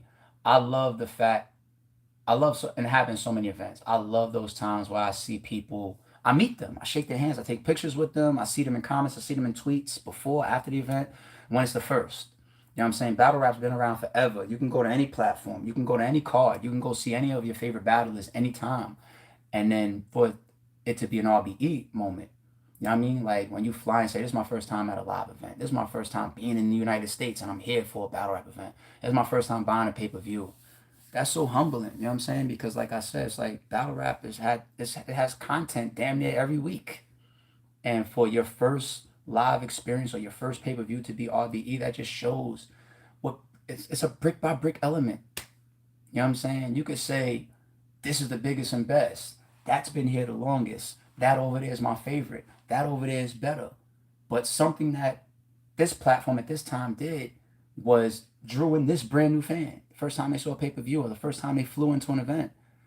And I'm honored for shit like that because that shit like that is my reminder that any bullshit will not deter our facts and our truth of who we are and what we mean and what we represent. You can't change it. You can't change it. You just can't. We're not weak. We're not insecure. We know facts and we have strong opinions on things. So it's just like that is just such a humbling thing to continue to see. And those reminders motivate us. They motivate us, man. When y'all be in here talking about GOAT, ARP, and thank you and all that type of shit, and yeah, and I know that y'all turn on me in a second if y'all have the chance. I know that y'all ain't that loyal, but even those reminders and those moments of appreciation, so motivational. You know what I mean? It's so motivational. Motivational. All right, I'm gonna stop the supers for a second. I think if I change this to supers instead, I won't have to scroll for a year. If I just keep it on the supers, I think I'm gonna get to the live chat as much as possible too. But this shit's just not easy, man. I'm trying, y'all. I'm trying. All right, let me get back off the supers for a second and back to the card. What battle are we at? Big K Club. Do you believe? That deserves a do you believe. That fucking battle deserves a do you believe. It's like a horn. It's like, I mean, drop a horn on them. Drop a believe on them. Yo, man, you're talking 6-7 days prep. Amazing. Amazing. I'll start with Clone. This dude I spoke to late night Saturday. You know what I'm saying? Last Saturday. Past like 10 o'clock, probably like 10:30 or something like that. At night, contract was signed. Deposit was sent by like Saturday morning. Something like that. Right? He's setting the face off. He ain't really zoned all the way in until we dropped this trailer, which was, I think, Thursday. He gave himself like 3 major days prep. We gave him only like 6 or 7. So he took less than what he had. He used less than what he had. And Big K does that shit all fucking time. Like, maybe it's becoming more known now because of all the narratives around this battle. Big K does that shit all the time. Like, go watch his Mac Myron 3rd round. He did that shit in a hotel room the night before. You know what I'm saying? And that shit was crazy. Big K preps late. Everybody uses their time different. You could book them 3 months out. Calico and O-Red, for example. Mook, Calico, O-Red. Give them their 2-3 months and let them give you a classic. Or you can book an Ill Will who almost, he calls himself, I'm a procrastinator. That's what Ill Will calls himself. He might sit down the week of. Everybody knows Twerk. Twerk will prepare day of.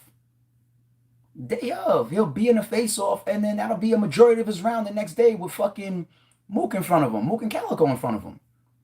Everybody's different. So, when we tell y'all,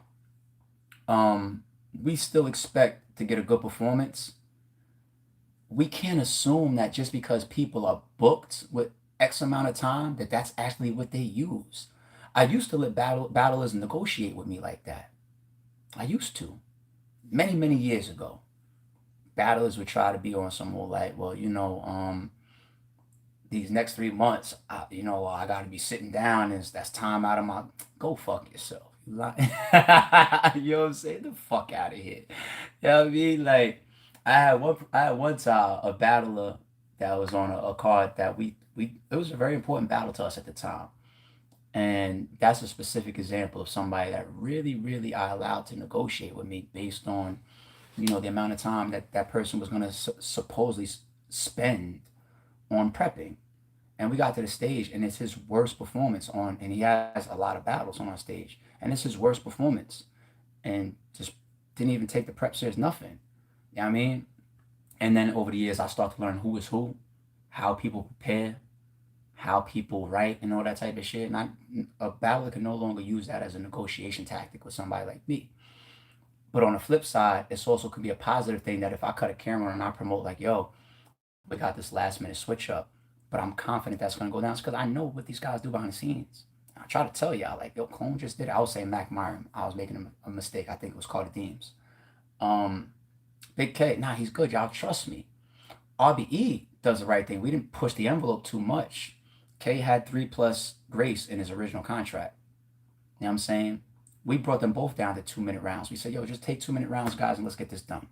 We've seen a lot of great 2-minute round battles. Everybody thinks that K always does 2-minute battle. He contracts a lot of threes. Most of his battles are contracted at 3 over here, to be honest. Almost all of them are contracted to be 3 and better. And sometimes y'all even got it. His round was too short, and he's started changing that for y'all. When's the last time you complained about Big K's rounds length unless he was really contracted for a short round? And y'all don't know that, and y'all are blaming him when maybe you should be blaming the league. You know what I'm saying? Like real talk. He's even. I'm probably putting that back in people's minds now. He hasn't been doing it. He hasn't been doing it. So for K and Clone, and I'll still fucking say the other side because that's what y'all say anyway. For K and Clone to have that much prep time and get up there in a situation that's of this magnitude, in front of this big of a crowd, later on in the card too, after the crowd has already watched a bunch of battles and been critics and all type of shit. They done got at this battler before them. They got at that battler before them. They went crazy over that battler before them. And then for these guys to go through what already went down on stage, all that energy that the crowd already spent, get up there with this prep time and to have a good performance is all we could ask for. I think they exceeded expectations. I think they exceeded expectations. And some of y'all still want to fucking talk about a Big K choking. He ain't choked in 20 years. You know what I'm saying? Like the man's been on a run. Like, go count the battles. It's like, he ain't choking here. It was short, right? This motherfucker got clone flips. Clone got Big K shit. Like, it's, give these guys their flowers. Clone needs to be a part of major cards. He needs to be a part of major card. He deserves it. He's earned it. His talent is there. He's fresh off of the PC battle where he went crazy. Shout out to Bullpen. Shout out to all my niggas at Bullpen. He went crazy in that. Before that, he's on Twitch going crazy. You know what I'm saying? Like, Clone, just keep killing all the platforms. Keep killing Bullpen, your home. Keep killing King of the Dot. Keep killing RBE. Go kill URL if they call you. Kill. And Clone's not an up and coming either. Okay, he's not an up and comer. Don't ask him. I'm talking about the fans. Don't ask him to do no fucking entry battle. No way. Don't do no GZ. Don't do no PG. He's not that. This guy is here. Like, he's here. You know what I'm saying? Like, he's here. All right. Shout out to Clone, man. Thank you. Huge thank you to Clone and Big K. Because I'm pretty sure there's 1 or 2 people out there that's probably just wanted everything to go wrong with this battle. Pretty sure. Maybe more than 1 or 2. Who knows? You know what I mean? But you guys, you got up there, you delivered. RBE has good karma around us because we do good business and we do the right thing by people. And you guys held us down. That's why that was a good battle last minute. That's why it was. Okay? So big salute and shout out to Clone and Big K. Damn, they was dropping bombs in there. Am I at the main event? Is that where I'm at? Show Raw, Jag Red, K Clone, Lil A Ward, 1SK's event, shoutouts, supers. I got a bunch more supers I'm gonna get to y'all. And I'm gonna do 1 or 2 topics maybe by the time I finish the main event. Yeah. Cassidy and Hitman. I ain't missing any battles. All right. Cassidy. Hitman holla. These max out two of the biggest names to take a battle rap stage ever. 2 guys that created a viral fucking face-off. 2 guys that went trending nationwide. From the announcement separately. All right.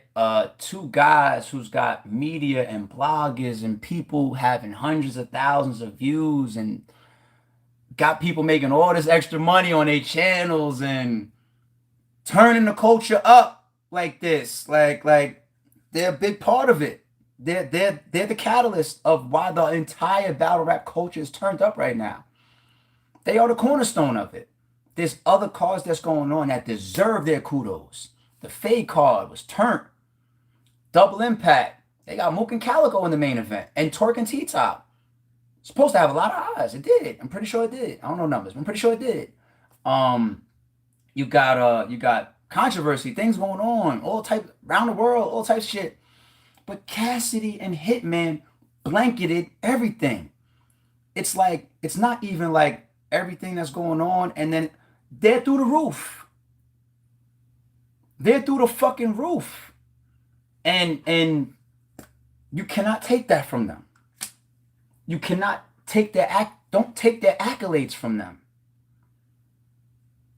Because if every battler, even some of our top tiers, could do what Hitman and Cassidy could do, we would all be millionaires. Before I say anything about a single round or a single bar, we need to give the respect and the accolades to Cassidy and Hitman for what they are able to do to the battle rap culture. Because it's bigger than a bar. This is important shit. You want to know why? Because show me a battle rapper that doesn't want to make money. Show me a platform that doesn't want to make money. Who doesn't want to reap the fruits of their labor, of what they built?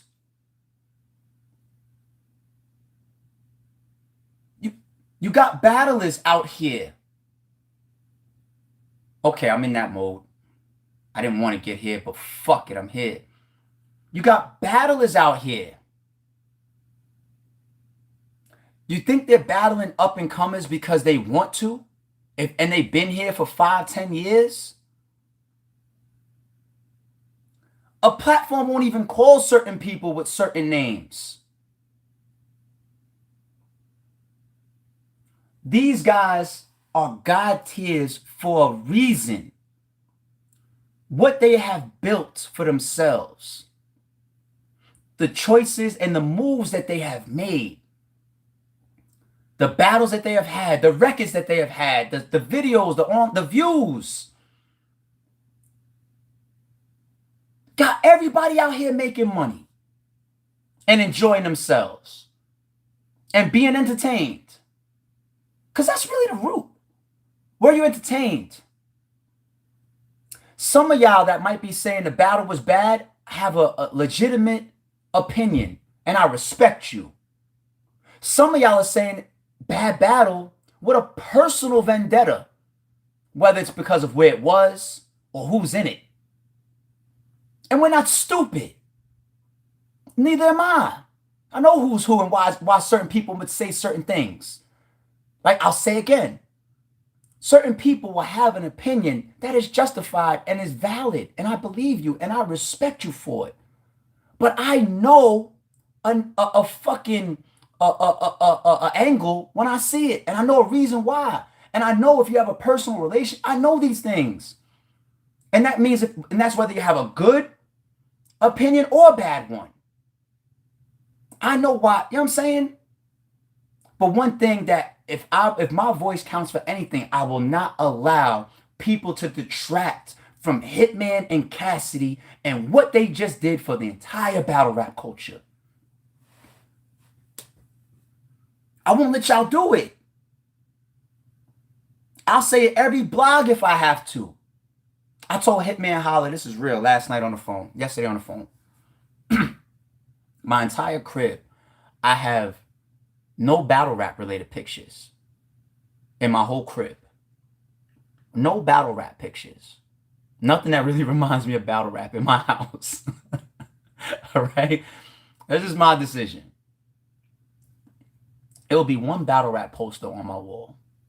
Because when I got to the event, the homie was there and he had printed out a bunch of like glossy cover pictures of the Hitman and Cassidy flyer blown up. It's dope. And he had a bunch of people signing it, including the RBE staff, and I signed it as well. Thank you, homie. That's love. That was crazy. I got t-shirts there, people bringing me bottles of liquor and everything. Thank you for everybody, whether it's the press conference or the event, people giving me stuff. Thank you. That's a shout out that I missed. Thank you. But that poster that I was a part of signing, I'm going to frame it. I'm going to buy a nice, expensive frame for it, and I'm going to find a beautiful place in my home to hang it. That's going to be the only battle rap thing in my house. Those two guys deserve our thank yous. I don't care if you don't like this part of the battle, this round. You want to sit here and say, oh, he said Super Mario.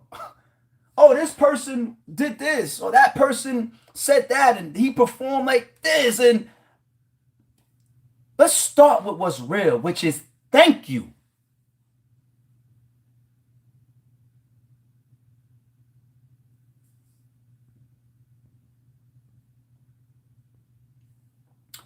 These guys did an amazing job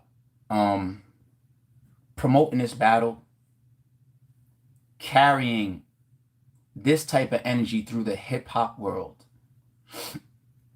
and then getting up on that stage and giving y'all an entertaining ass moment that will live on, that'll be stamped in the battle rap books forever.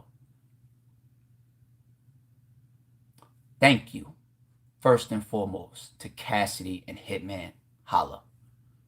Thank you. That's the first thing that needs to be said. From me, and in my opinion, everybody. Whether you're making money directly, indirectly, or you're just simply being entertained, or you're a new fan now because you heard about this, there's so many reasons to say thank you.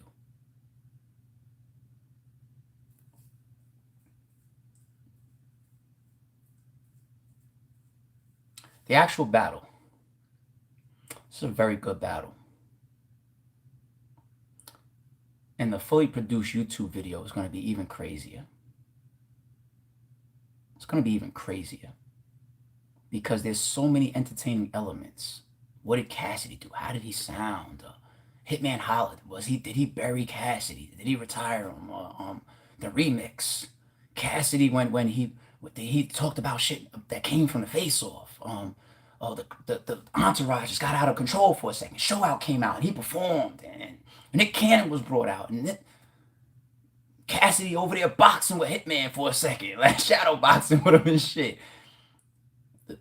There's so much entertainment value in this battle, and when it's fully produced, and the things that they were saying to each other, they had a bunch of moments, and that's really what wins battles. Because every battler has attributes that they do better than their opponents at times. Very rarely do you get two people that's extremely evenly matched in every attribute. Like they almost said that about Ill Will and A-Ward, where they both kind of almost do the same things. But 9 times out of 10, these guys have certain strengths that the other one does lesser. Okay? Oh, this person's pen, he ain't gonna keep with him because he don't write like, you know what I'm saying? Like we do it all the time. I mean, and the elements of the battle rap attributes that Cassidy has, like his stage presence, his aura, his star aura is there, and everybody is drawn into it. You know what I'm saying? But one thing about his rounds that he has gotten better at, and he's very good at, is the moments, and he even relishes in them, which is smart. Like when he did the bag thing with Hitman, after the crowd went up, he started acting out to run into the bag and all that. He's being funny and shit. That's a moment. Because not just the bar, but the overall, even if it took 40 seconds for the crowd to come back down, he's sitting there performing everything. He's creating a moment. Creating a moment. When Hitman drops a haymaker and he decides, you know what? I'm going to choose that to remix. And then the whole fucking crowd, this whole wall-to-wall, elbow-to-elbow situation is in the air like this. It's a battle rap moment. That's what comes down to the winner and the loser to me for this battle. Because this person might perform better. This person might be a better rapper. That person might be wrong. This person might be right. But who created the most moments is how I'm going to end up judging it when I watch the full release. Or maybe even I'll start when I watch the VOD. I'm not trying to sell it. It's already sold. Okay? That's how I'm going to start determining my winner, personally, as a fan. Because that's what they really delivered. Moments. Moments. That's what it came down to.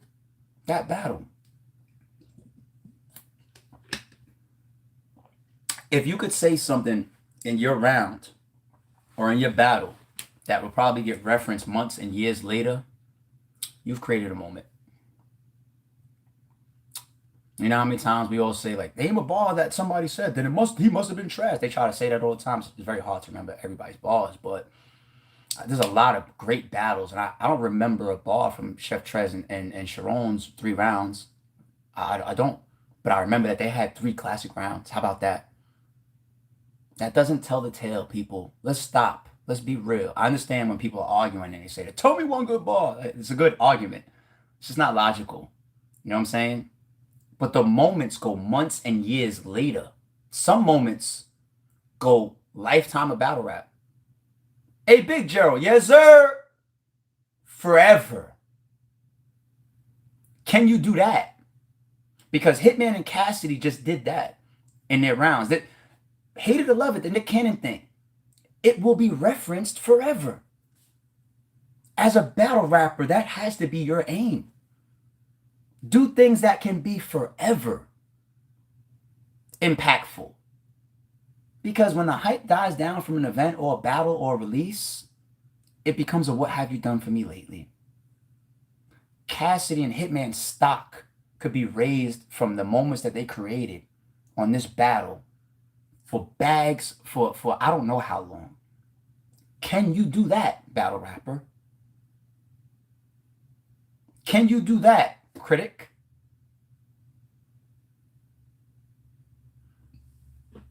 Those niggas must be crazy. Both of these niggas got Avengers out. And I'm identifying them all. Both of them. You know, you got friends that are biased. You got fans that are biased. You could say Goat Gang. Watch when the YouTube battle releases. They're gonna flood the comments and say Cassidy won. You could say the Brotherhood. They're gonna be doing interviews and painting narratives for Hitman. So Piper Boy be like, yo, ARP, drop that shit quick. You know what I'm saying? It's gonna happen on both sides. You know what I mean? You have to be an individual. That's what matters. Because I could watch 1,000 videos from the Brotherhood and hear this whole narrative in Inception level into my mind. I could watch the Goat Gang go crazy. Inception. You could take me 3 levels deep in that dream. I'm talking, that's my movie head niggas, all right? You can take me 3 levels deep in that dream. But I'm a fucking individual. When I watch that battle, I'm going to fully determine who had the most moments.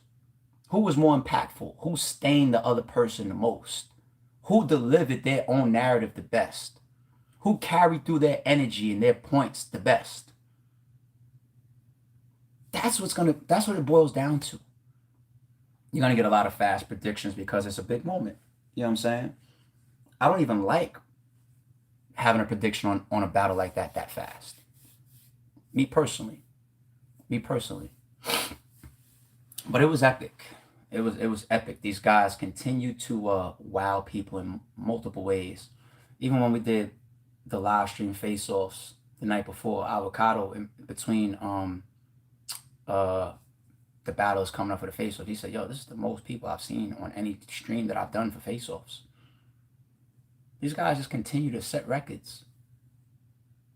All types of records. They just continue to do. Don't allow any jealousy, whether it be towards Hitman, whether it be towards Cassidy. Don't let that cloud what they have done and what they are doing. You know what I'm saying? Don't be that type of person. Be a real guy or a real woman. You know what I'm saying? Because if you come off too obvious, you know, just that fast, you lose the I'm real factor. You know what I'm saying? You can't call yourself a real man or a real woman if you stunting on a deserving situation. Those two guys, man, they put on. They put on. And aside from that, that's the only thing I'll say about the actual battle or rounds. I will speak a little bit on the two controversial moments. And that's really all I care to speak about right now in regards to those two guys. Because the biggest part that I'm feeling right now towards Cassidy and Hitman is a thank you. That's where I'm at with it. I think a lot of us should feel that way. I think our minds go straight to like, let's criticize, let's do this, boo, boo, boo. But do you know what they just did? Do you know what they did before? Do you know what they're doing right now? It's crazy. Like, and that's why the rare breed be stamped on us, because it's like, we just think, you know. But the start time. So I assume during the stream, like y'all probably was watching intermission, or maybe direct, or maybe Lush, or maybe videos. It took a while to start the main event because they had two large entourages that we had to get to the stage. It's something that I learned about. Even the capacity of the stage, our first time being on that stage, we limited our stage. Said reconnecting. I think it went off for a second. I think I'm back. But we limited our stage pass sale because it's a big ass DJ booth up there with a big ass screen on it that can't be moved. You know what I'm saying? And space wise, we knew it was going to be tough to have the people up there that we want, the people that we're going to have up there that are with RBE, the fans up there that paid to be up there, and then the battlers, and then some of the battlers entourage. Now, the battlers entourage thing is two-sided, okay? And this is why I say even I learned something from it. Now, we do have in our contracts that battlers are responsible for their entourage. They're a direct extension of it. You could have your cousin over there throw a punch, you lose your back end. You know what I'm saying? Like, that's just real. Like, it just, I want people to know that when they take these stages of what's in your contract. Sometimes people zip through their contract. Money is right, data's boom, boom, boom, or sign. That's on you. Read your contract. We write it for a reason. If you have questions, I'm extremely accessible. Extremely accessible. But even after Club Drum incident, we put in our contracts that battlers' entourage are not allowed on stage unless RBE grants it. That basically, in reverse, gives us the not responsibility, but the pre-approval to tell you can't have entourage.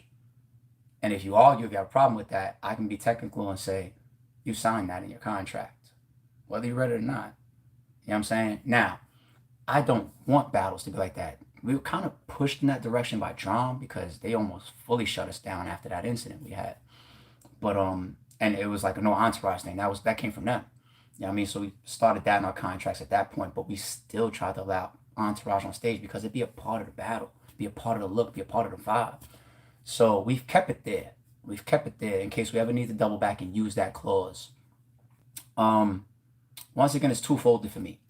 There's one side of me that says I don't give a fuck about entourage because I do business with the battler. I booked the battle. I didn't book the entourage. I don't know them. I don't care about them being here. They're not essential to the success. You know what I'm saying? But it's twofolded because I could be on the artist side about this as well. The same way I said, battlers, find out a way to get to that level. Find out a way to market yourself. Find out a way to create moments. It's all tied in if you pay attention. I'll double back. I'm going to stand on this point for a second. I had fans telling me, ARP, where are money for this event, for the nostalgic element, because this card is so big. And I did. And y'all see me on camera for the last year plus talking about targetees is something you got to deal with. But because it's like a nostalgic thing, imagery matters. Imagery matters. I walk around my house like this, like a fucking bum all day. But I do my little, of what y'all know me for, especially in the past, because of the imagery and the nostalgic feel of us delivering this vibe and this energy and this visual presentation. That's also a part of why some of these battlers get as big as they get. You're not going to get Calico to come to an event without 50 people. It's part of how he really is in real life. So his real friends. But you think some of that isn't also imagery? Some of it is. And it's smart. It's marketing too. It might be his real friends. It's really how you move out. But it's not really required. I don't think he's scared because he's saying, it's WW, I'm scared of none of you niggas. I don't think that Calico's scared to come to an event without 50 people. He doesn't need to. It's no different than when you look behind Hitman and you see a sea of fucking St. Louis jerseys. That footage it'll look like that forever. I'm not sticking up for nobody. I'm just playing both sides because I analyze. If you look in Cassidy's side and you see a bunch of people wearing Goat Gang t-shirts or whatever, he had a Goat Gang pop-up shop in the back of the venue. It's marketing. That's kind of smart. Did an interview saying that he's going to continue moving his Goat Gang merchandise and all that type. Smart. Battlers, there's some intelligent people in here. Hitman with all these St. Louis jerseys. Okay, y'all talking Atlanta this, Atlanta that. I'm going to bring the whole city out. Watch this. It's kind of smart imagery-wise. Kind of smart. Kind of smart. Then there's the element, too, of protection. We know the times that we're in. We see some wild occurrences with some of our favorite artists and everything. Fair that you got all these fans, all these strangers around you. You got your opponent's entourages are more on edge than the actual opponents. What if somebody in your entourage just decides like, I don't like them, or shit kick, you know what I'm saying? Like, unfortunately, that element be around. Yeah, even RBE, we make sure that we protect ourselves a certain way as well. You have to. This is still life. We might be there and we might be like, yo, like, I got mad love for Cassidy and Hitman. I love RBE and ARP, like what they've done for us. That don't mean that we're not all going to protect ourselves. Extremely protect ourselves.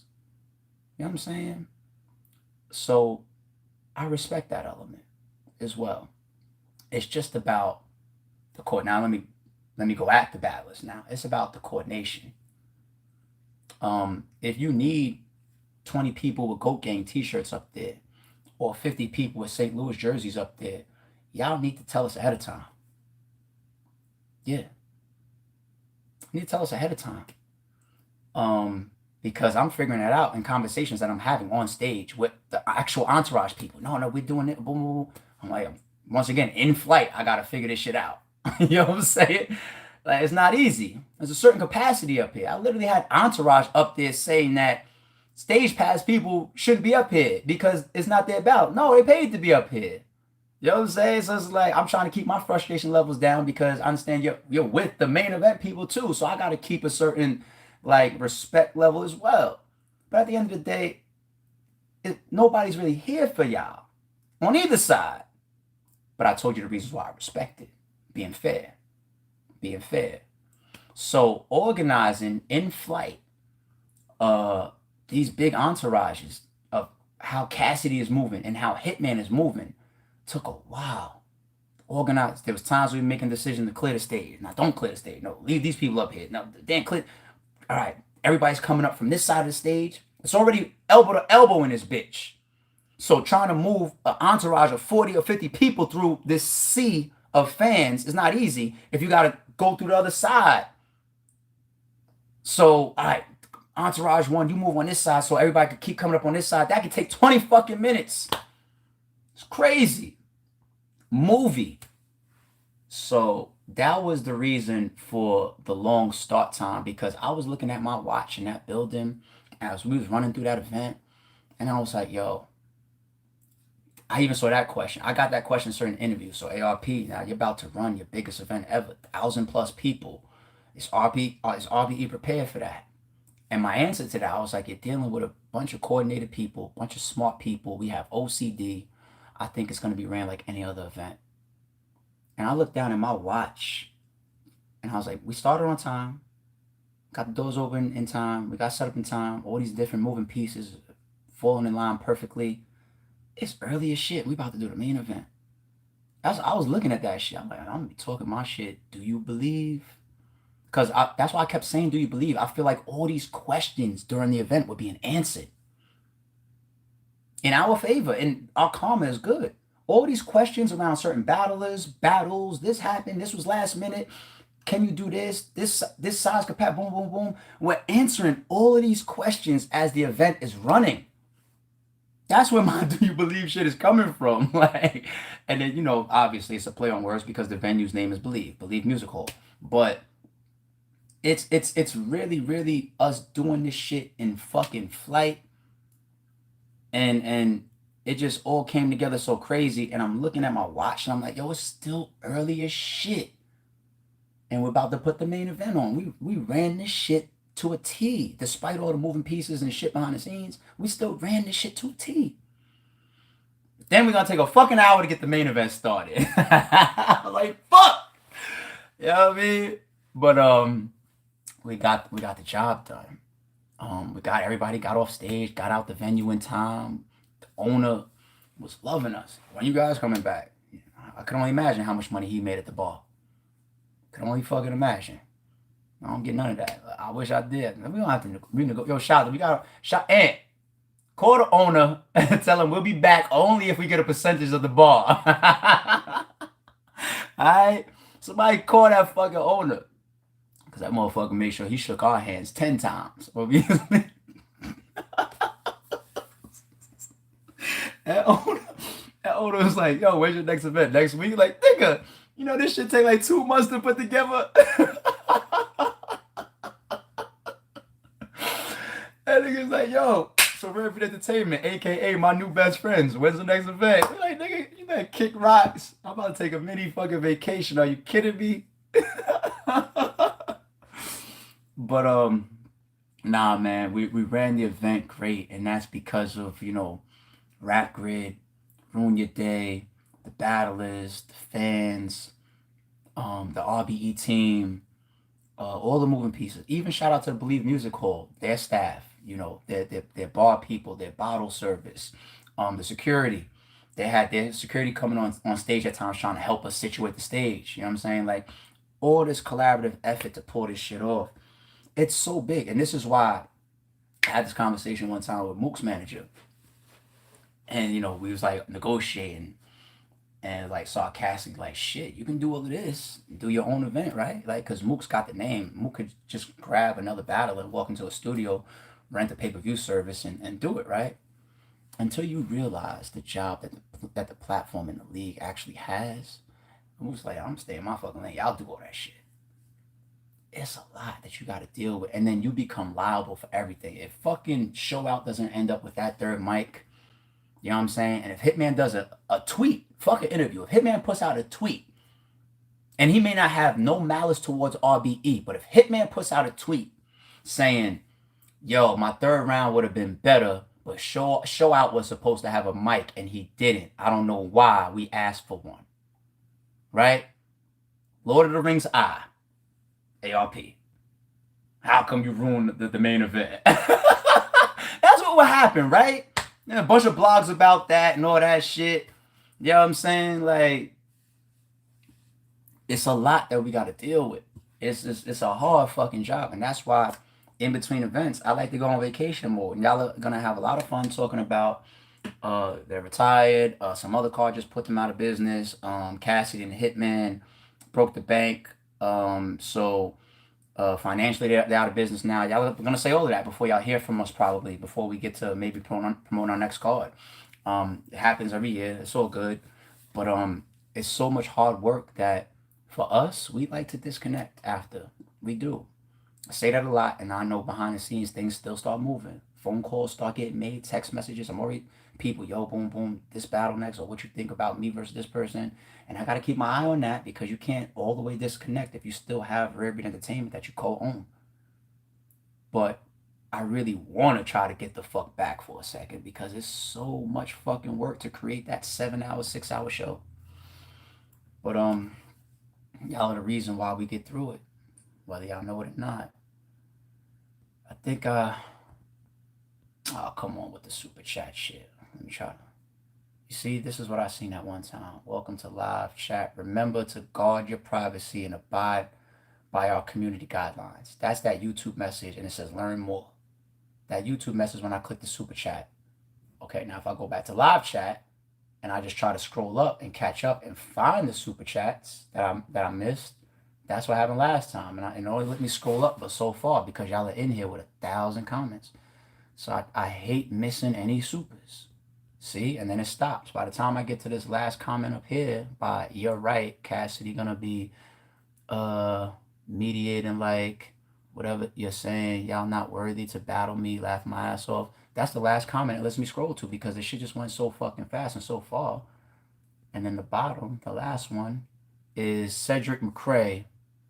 If anyone else said the bars Cassidy said the same way, y'all would kill them. But since it was Cassidy, y'all amped it up. You know what? I'll answer that. And thank you for the super, homie, because it's a super. I'll answer to that. You know what I think? I think what people are gonna come more and more. I'm not defending or standing up for Cassidy. Is his own man. You see, when he does an interview, people are gonna listen. He can speak for himself. You know what I'm saying? But one thing I think is gonna happen more and more with Cassidy is people are gonna start to come around to saying this is his style, which is a good thing. And if he does his own sound and style and delivery at a high level, and if it creates moments and it continues to be impactful, he won. That's the God's honest truth.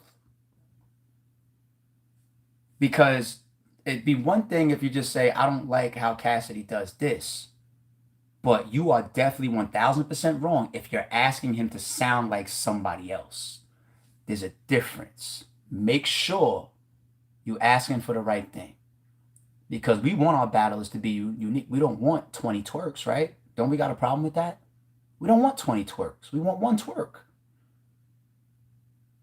Think about it. As long as he continues to, and he's saying this, he's being humble. He's saying, I'm learning. I'm still getting better. He didn't do that his other promo runs. This RBE shit, he was humble and he taught himself more and he learned. And he got better. This is the best Cassidy. Do you believe? I told y'all, I think we about to have the best Cassidy. And we do now. The best Cassidy performance. Sorry, Goods. Yo, I think me and Cassidy was better. No, it wasn't. That's my nigga Goods. You know I'll fuck with you a little bit. Shout out to my nigga Goods. No, you don't. You don't have the best Cassidy performance. It's on RBE. Hate it or love it. You know what I'm saying? He needs to just continue to learn and perfect his own style.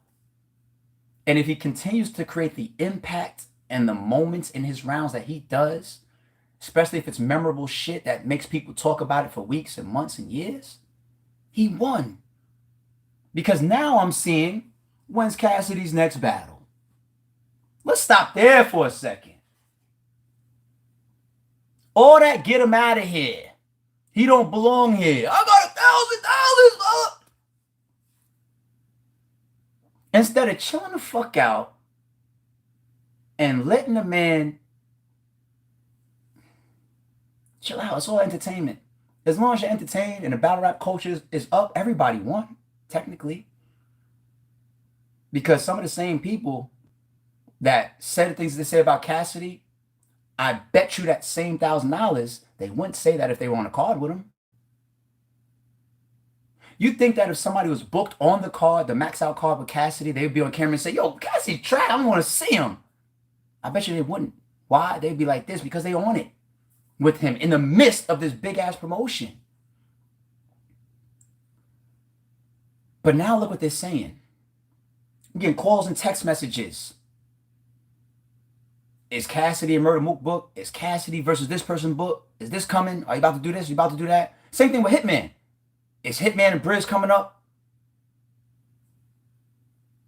Wait. Whoa. What happened? What happened? I thought it was get him out of here.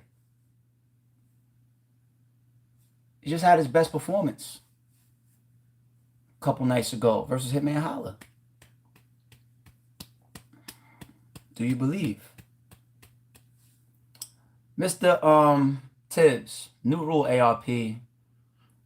If you see booing, you will kick them out. Please make that a new norm. People pay good money to hear bars at home at an event. Mr. Tibbs, good assessment. Appreciate that and respect it.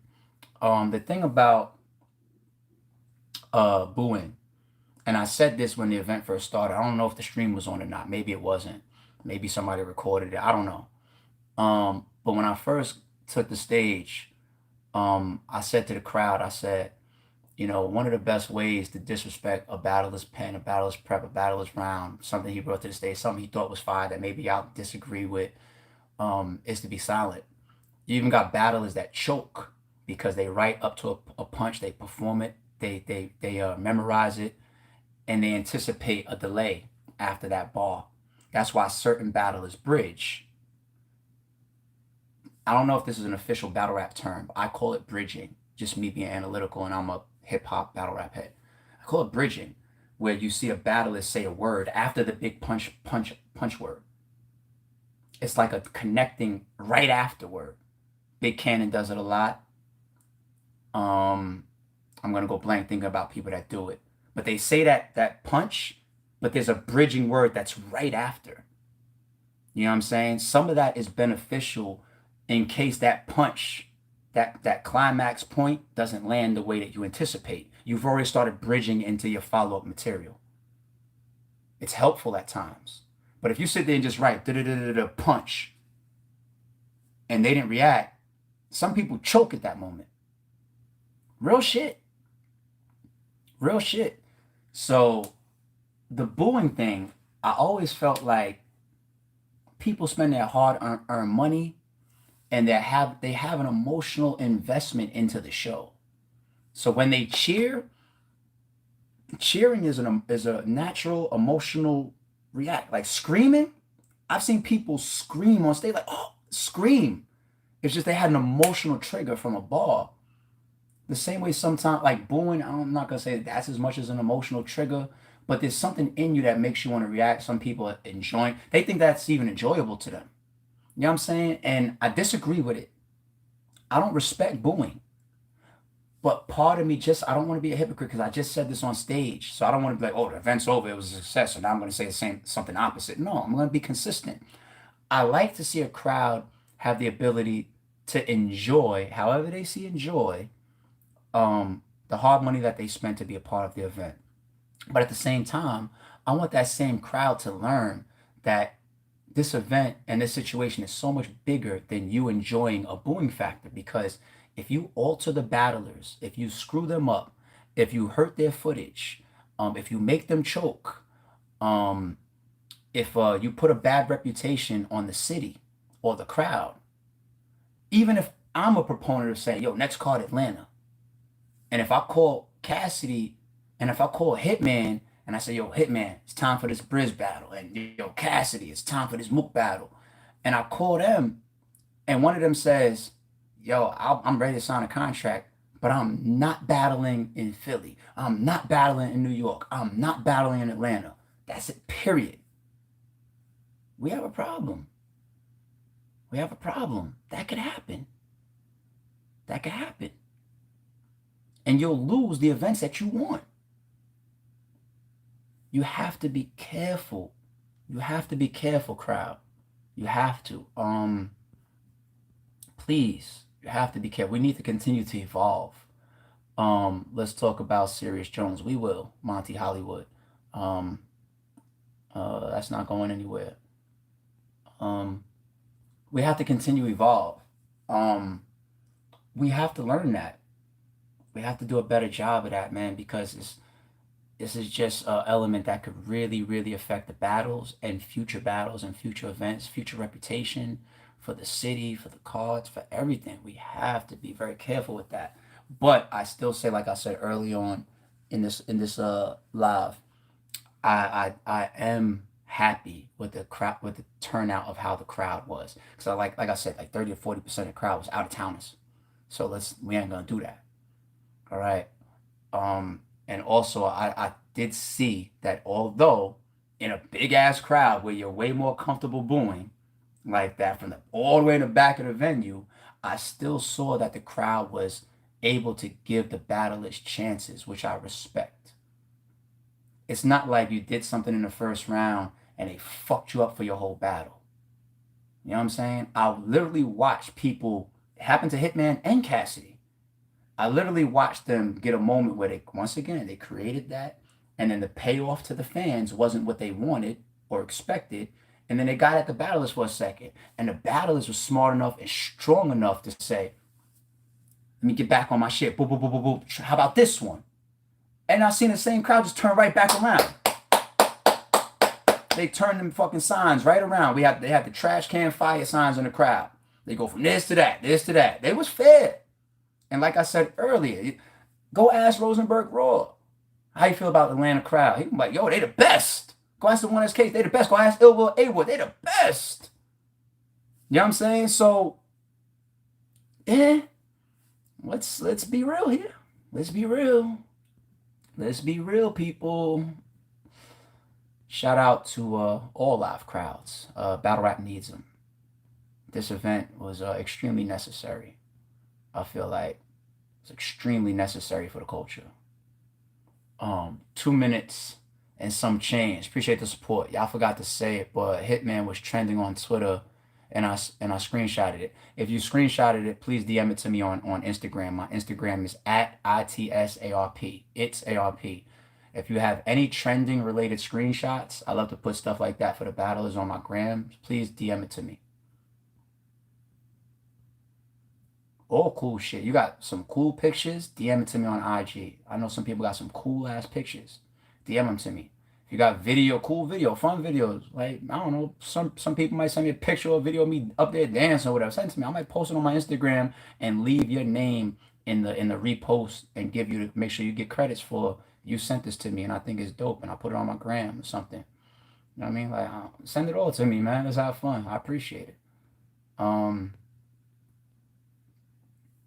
Wheezy Baby 226. Been watching RBE battles for years, but first time listening to you speak. You have the psychology down, man. Doing good business. We're all grateful. Thank you, homie. Wheezy Baby 226. Appreciate the support. Yeah, a lot of people have appreciated that from me over the years. Just the way I think and the way I'm able to translate my thoughts into my speech for y'all. Because I am the spokesperson for Rare Beat Entertainment. And I've appreciated over the years y'all supporting that. I really have. Really have. Because I'm just me. You know what I'm saying? You talk to me off camera, my voice don't change. If my voice changes, it's because I'm hoarse or some shit, or I'm losing my voice. My voice don't change. My attitude don't change. My delivery don't change. The way I talk, the words it doesn't change. On and off camera, the same exact person. This is how I am in my regular life. So when people just appreciate that I bring my regular me, my real me to a camera and they just respect the type of person I am, I appreciate that back because that allows me to do my job that much easier, which is to be a spokesperson for Rare Breed Entertainment. So thank you. SFP III official. Need beats, hit me up. All battle rappers, hit me up. Thank you for the donation. Yeah, you're using this live to promote. Allow that man to promote. SFP III official. Get at that man if you need beats. Like he just said. Thank you for the support, homie. I don't mind y'all being in here promoting. Drop your super chats. Get you a so everybody can see it. Even if it's $1, go promote yourself. I don't care. Just don't spam this motherfucker. Because then I'll fucking ban you from the shit. All right, don't spam this shit and fuck up the chat and everything. All right. Other than that, do y'all thing, man. We in here. Appreciate y'all. Nitty Cass. Oh, now y'all want to see Nitty Cass. Fuck y'all. All right. Last Ali Enigma show. I'm still mad at you. Give Dark Knight Rises best movie of all time. Please bring back King Los. I was texting with King Los the other night. You never know. Shout out to King Los. Mad I didn't give Dark Knight Rises the best movie of all time. I can't do that. I didn't do it then. Still won't do it now. I'll take a movie like Heat. I'll take a movie like Scarface. I'll take a movie like Casino. Boys in the Hood, Menace to Society. There's a lot of things I still gotta put in front of Dark Knight, even though Dark Knight is an all-time great. It's one of the best movies of all time, yes. But there's movies that I personally put in front of that. Aura Speaks. Crowd booed Cass and Hitman for nothing, and it takes away from the footage. And the crowd now going to say that no, they're not gonna say that the battle is trash. When that shit drops on the tube, you will see. It's gonna be produced and the angles will be changing around the battle and all that. It's gonna be a nice video. It's a good battle. And that's why I said I'm not stupid depending on what opinions I'm listening to, because I know where they may be coming from or originating from. I'm much smarter than that. I know people, I know psychology, and I know narratives, and I understand even relationships. I understand problems. I understand personal personal victories that people may be looking for. You know what I'm saying? Like, I'm not stupid. So be careful. My opinion, I'll put out there regardless. It's a good battle. Cassie versus Hitman is a good battle because they gave y'all a bunch of moments. And like even the little dust up, like little mini scuffle that happened when Show Out came out and everything, they're gonna watch that. They're gonna replay that. Oh, where was this person? Where was that person? Look at ARP. Look at Hitman. Look at Cassie. Look at his security guard. Look at his friend. Like, they all gonna do all of that. You know what I'm saying? Like, we don't want those situations on the fucking camera, but if they end well for everybody, then I guess it's the glass half full, half empty type of thing. You know what I'm saying? So 2 minutes and some change. It's in your inbox about the trending on the truththereason.com. So shout out to that website. Truththereason.com. Hit up that website. Check out what he's got going on. And thank you for the DM, and thank you for the super, my God. Appreciate that. Leo V. Salute ARP. You're doing legend work. Hitman versus Lux or Cassidy versus Mook. What you like better as a main event? Hitman versus Lux or Cassidy versus Mook? I like Cassidy versus Mook better because of the legacy behind that battle. You're talking about they was battling on DVDs. You know what I'm saying? I know some of the angles Cassidy would use versus Mook right away. I know 1000% because Cassidy says them in interviews. I think he says like Mook got his name from taking shots at me. That would be such an early narrative. It's like how Cass did the autograph thing with Hitman. Like there's already a narrative there for that battle, and I'm pretty sure Mook has his things. And like Hitman and Lux is another. It's a max out type of battle, which is great because they don't have that type of history or whatever. But you're taking two huge goats, two huge god tiers, the same way we just did with Cassidy and Hitman. You put them together, and you never know what energies are even created during. You see how Hitman and Cassidy, they already had the biggest promotion going on. They were already trending. They already blanketed battle rap. They already had the whole world tuned in and waiting to see what was going to happen. They already had everybody talking. They already had everybody making more views and more money.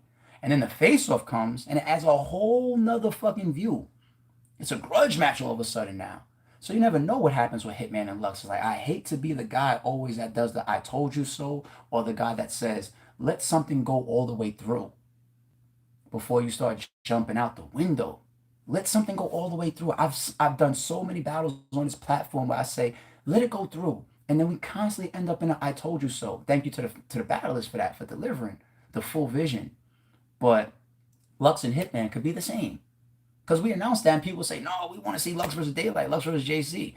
Hitman, we want to see him versus Briz or him versus Mook. Nobody asked for Hitman and Lux. Nobody asked for it. And we know nobody asked for it. We just on some RB shit, and that's what we decided to do. We hope that y'all support it. You know what I'm saying? So both of those battles is crazy, to be honest. Both of those. The fuck? April 1st. 2.3K people in here. Hit the like button. Yeah, I never promote that. I need to, right? I Probably need to do that. Request that y'all hold me down and like the video and share. So thank you for that, y'all. Appreciate that. I'm trying to get these supers in real time. Timothy LeBon or Laban, did you talk to Nick Cannon to be some kind of sponsor? No, I did not. I probably would love to have that conversation. Like, who the fuck would? Nick Cannon's a mogul. They're talking. Do you know how big Nick Cannon is? You may see Nick Cannon on Wild 'N Out and just think, yo, Nick Cannon is huge. He's a huge figure. Look him up. Look his bio up. That is a huge, for Hitman to be able to bring, and of course he's on Wild 'N Out, so it should be a little bit easier. But Hitman, Nick Cannon. Do your homework if you don't know who that man, like, that's a big fucking dude. Hitman throws his ass on the shoulder. Go, you tell him, you talk to him. Nick Cannon, I didn't know he was there. People asking me. No, surprise for me too. Hitman does shit like that. Hitman will keep me in the dark about certain things too. Like I'm a catch ARP with this shit too. These niggas all playing with me. You know what I'm saying? So that was a great surprise. I think what Hitman did, what his attempt on that was if you ever try to call him a flunky, or if you ever say he's just, because not everybody on Wild 'N Out could get Nick Cannon to come to one of their shows or something that they got going on. Kidding me? For him to say, I got something going on April 3rd, Nick Cannon, I need you to be in this city, in this place, boom, at this time, boom, boom, boom, boom. You're getting a super industry heavyweight to get on your clock for your show. I think that Hitman just put a stat up that he will reference forever. Like, you see, he'll be like, yo, the face is on my wall, and yo, this 8 million view battle, and this classic moment I gave over here. You're gonna hear him say like, I brought Nick Cannon on stage on my 3rd round to close out one of my bars. Like, it's huge. Because no battle rapper in the world wouldn't want to create that same thing. If any battle rapper in the world got a DM like from somebody's manager, like, yo, Nick Cannon wants to come out during your round, they would fucking flip their lid. So let's stop.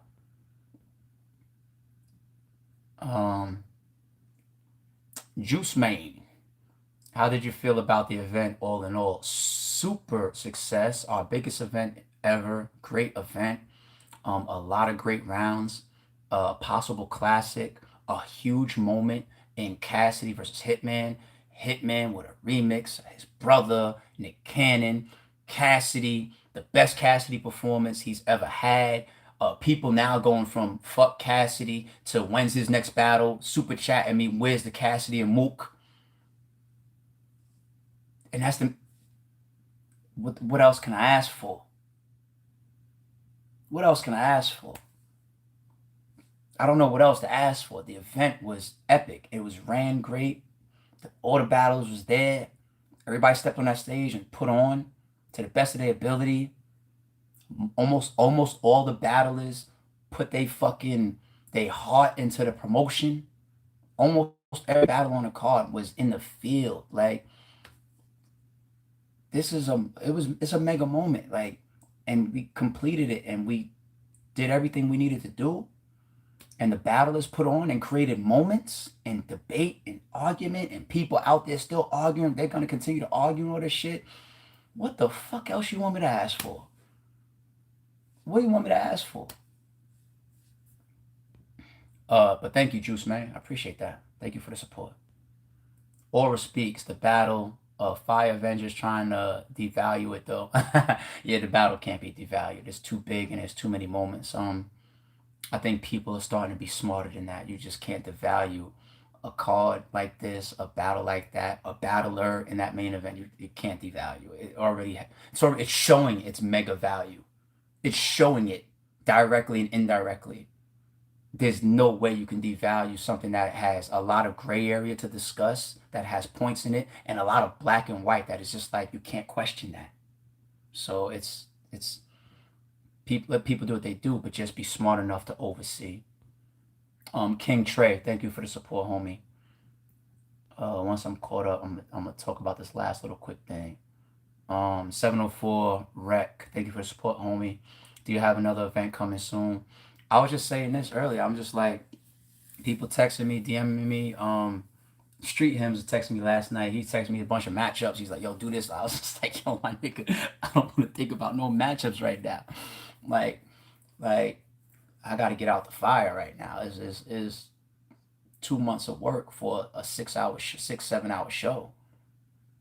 You know what I mean? So we always try to be in vacation mode and then things start happening behind the scenes. But I want to do my best to try to disconnect for a second. Like, it's important to do that for me. If we did battle rap full time, I'd be forced into this type of cycle every week, every month, and I'm glad I don't have that type of lifestyle because I'm not with it. I'm good on that. You know what I'm saying? Thank you for the support, homie. Uh, Malichi Mail, thank you for the support, homie. We got the best Cassidy because you gave that man respect from day one. Cass never talks about the other leagues as great as he talks about RBE. I appreciate that, homie. And I continue to say in interviews, they will appreciate this, respect it, and understand it more later on. They won't fully understand it now. But later on, in RBE's legacy, maybe 5 years from now, maybe 10 years from now, maybe 20 years from now, hopefully never, it doesn't turn into a never scenario, but they will start to understand of the top-down effect from the representation, the people, the staff, the leader, and the spokespeople of what it creates, whether it be from battle turnouts, relationships, the energy that battlers feel. I know when I see battlers even act different around me. I'm extremely intuitive. I don't say everything I see. I can see a battler around or in this type of environment and see they are a way turned person than they are around me because my energy and my attitude and my aura doesn't really create that. You almost feel stupid acting out ignorant and doing too much around somebody like me because that's not what I'm about. You know what I'm saying? And I'm the leader of this movement. So it's, once again, I always use the big Meech, and I'm not a street nigga. I'm not in the streets at all. I'm a corporate America guy. But I always use the big Meech example because we all respect Big Meech as a leader, right? That DVD still sets what is true. If you got an ignorant ass boss, you're gonna have an ignorant ass team. If you have a robbing ass boss, you're gonna have a robbing ass team. If you have a getting money ass boss, you're gonna have a get money ass team. If you have a more calculated, reserved, respectful ass boss or whatever, that's what is going to represent underneath that, and that's what's going to come. Of course, you're going to have the outliers, the outlying situations. You're going to have the one-offs. You're going to have the certain people that they just are who they are. But the energy that we set in RBE from the top down impacts the battles, impacts the rounds, impacts the promotion, impacts the aura, the energy, how the fans come into the building at times, because we're setting a precedence.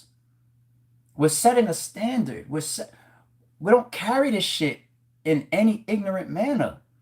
We get ignorant. I'm far from fucking perfect. I done got into shit. Y'all know I got into all types of shit in this fucking culture. I'm not perfect. I'm far from fucking perfect. But I'm always consistently gonna carry a certain type of energy in this bitch because I understand my impact. I'm going to consistently, 9 times out of 10, be a certain way for y'all. Not only because it's who I am, but it's because what I'm representing within Rare Breed Entertainment. The topple-down effect of what we create outside of just signing a contract and giving somebody a deposit in a back end, people won't fully understand it until years later. And as more people start to speak out about it, or even understand it. It's a deep thing. But positive vibes. Salute, homie. Day one guy. Appreciate you being in here. I thoroughly enjoyed the event. Shout out to you and the RBE movement. Thank you, homie. I appreciate you always. Day one guy. Thank you for your support as always, homie. Ashanti Jackson. Max Out was fire, bro. Do you think RBE will do 2-on-2? We done a 2-on-2 with DNA and Charlie Clips versus the Cannons, Young Cannon and Big Cannon. Great, very entertaining battle. We also at one point had booked Shotgun Suge and J400 versus Show Off and J Murder. That battle fell through. I think that's the only, yeah, I think we only did 1-2-on-2, right? Not really into trying to do a 2-on-2 card. Leave that for Double Impact. Would we do 2-on-2 battles? One off sparingly, maybe here and there. But as you see, we haven't really tried to do. We did the one. Yeah, I think there's only one. We booked a second one. It didn't happen. But yeah, we only got one on the channel, and I'm fine with that. Like I'm cool with it. I'm more of a fan of 1-on-1s, but I respect 2-on-2s. Okay, so there's no bias in me. Meech Grava, my bad. I'm fucking up my pronunciation for your last name. Did I miss the Serious Jones talk? Let me answer that real quick. Okay. Well, it can't be that quick. If you're on this live waiting for a Serious Jones breakdown, unfortunately, it's not gonna happen right here. Why? Because I need to show y'all some stuff, and I can't do that live. Okay, I need to show y'all some stuff. He can tweet and he can interview as much as he wants. I can be the bad guy for a moment. I can get the tweet. I can handle the tweets of, oh, you shouldn't have done this or whatever. I can handle it. I've handled it before. You know what I'm saying? I let people jump out the window on RBE, and then it'll just be my turn, whether you agree with me or disagree. You know what I'm saying? I may drop a response to it, and you guys may all say, I disagree with you, ARP, and I'll accept that.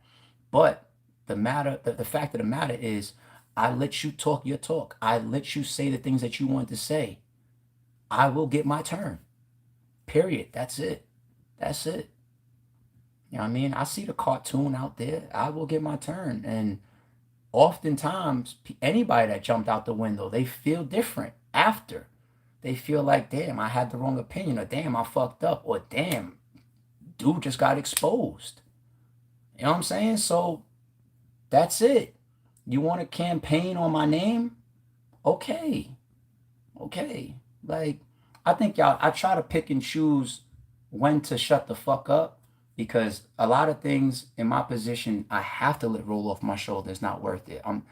The fans will constantly remind me, you're too big to deal with that, ARP. And I started to humbly accept that more and more. I always want to be the guy that's on the ground and is able to say, no matter who you put me, whatever level you put me on, however you perceive ARP, you're this. I accept that, but I want to show you that I'm right here with all y'all. That's why I'm on Twitter all day, every day with y'all. You know what I'm saying? That's why I moved away. That's why I do any platform media. Someone I never heard of could DM me and get me on their show for an hour. You know what I'm saying? Like some shit that might do 100 views, I still come on your shit and rock for an hour. Same content I could put on my own channel, because I still want to be me. I want to be humble and be down here on the ground with y'all. But y'all are right. There are a lot of things that in your position, ARP, representing Rabbit Entertainment, you have to go like this, and you need to just let that shit go. That's very true. But there just are those moments that get a little bit too noisy, and I just don't respect lying and fuck shit or cartoon shit. And it just gets me to a point where I just say, I'm sorry, as humble as I could be, or as much as it, oh, ARP, you're this, you shouldn't do that. I'm sorry, I apologize, but I want to respond to that. I'm sorry.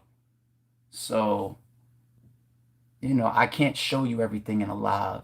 Some of the things I want to show you. That's the difference. Shakur SP, Cassidy versus Reed, bring the old school back. Shout out to Reed, man. I would love to see Reed's debut on RBE. Marentio Fines, RBE is the only league that could bring Eminem out. Oh man, I don't know about that. I would love that, but that's a little tough. DJ Fernal 007, thank you for the support, homie. Delicious Cakery, sounds like you got something for sale, like you got a business or something like that. Salute, homie. Next time you are in LA, I'd like the opportunity to cater your event. My IG is at, y'all follow this man, at DEELISHUSCAKERY. All right. Delicious Cakery. Follow him. Show that man some business. Appreciate the support, homie. Bunny underscore, thank you for support. Cast 30 because he did it on his own. Hitman brought out mad people to try and defeat him. His friend, his brother, Nick, get the fuck out of here. Jack cooked or red too. Bunny underscore, thank you for support, and I really appreciate the opinions put in there. Appreciate you. And I respect all opinions. Well, not all. I shouldn't say that. I respect the fact that you have a fan battle rap opinion on how things happen in those battles. Maserati Rock. Same people hating on Cass made money off of him. Ouch.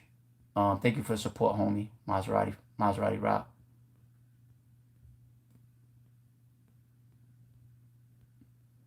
DJ Ferno 007, thank you for the support again. David Campbell, will you book Mac versus Loso? Probably not. Mac is my fucking dude though. Shout out to my nigga Mac. We wanted Mac versus Charlie Clips on this card. Ugh. Max out too? Max out too? See, this is what I'm saying. I'm in vacation mode. Y'all doing too much. See that shit? I'm about to get up out of here. Trent Tompkins, if you include the face-off, Cass 131, appreciate the event. Keep flourishing. Thank you for the support, homie.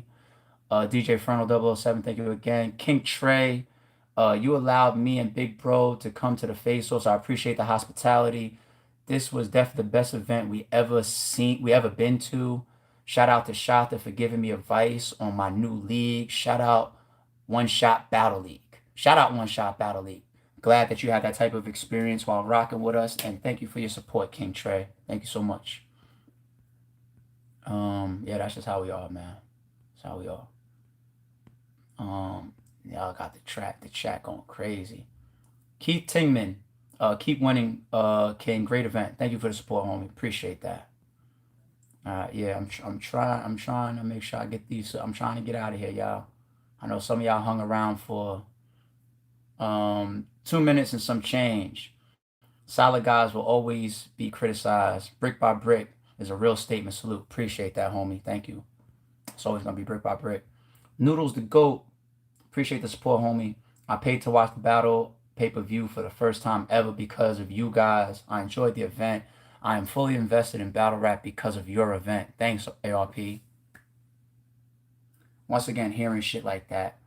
For you to say this is your first, they say it's the first, right? Yeah, first time ever because of you guys.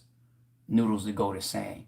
And then after seeing the event, he's now a fully invested battle rap fan. That's beautiful. Because for some reason, people tend to think that the battle rap culture is already set in stone. We continue to try to bring new people in, new fans. That's amazing to hear stuff like that. Thank you for rocking with RBE like that. Thank you, man.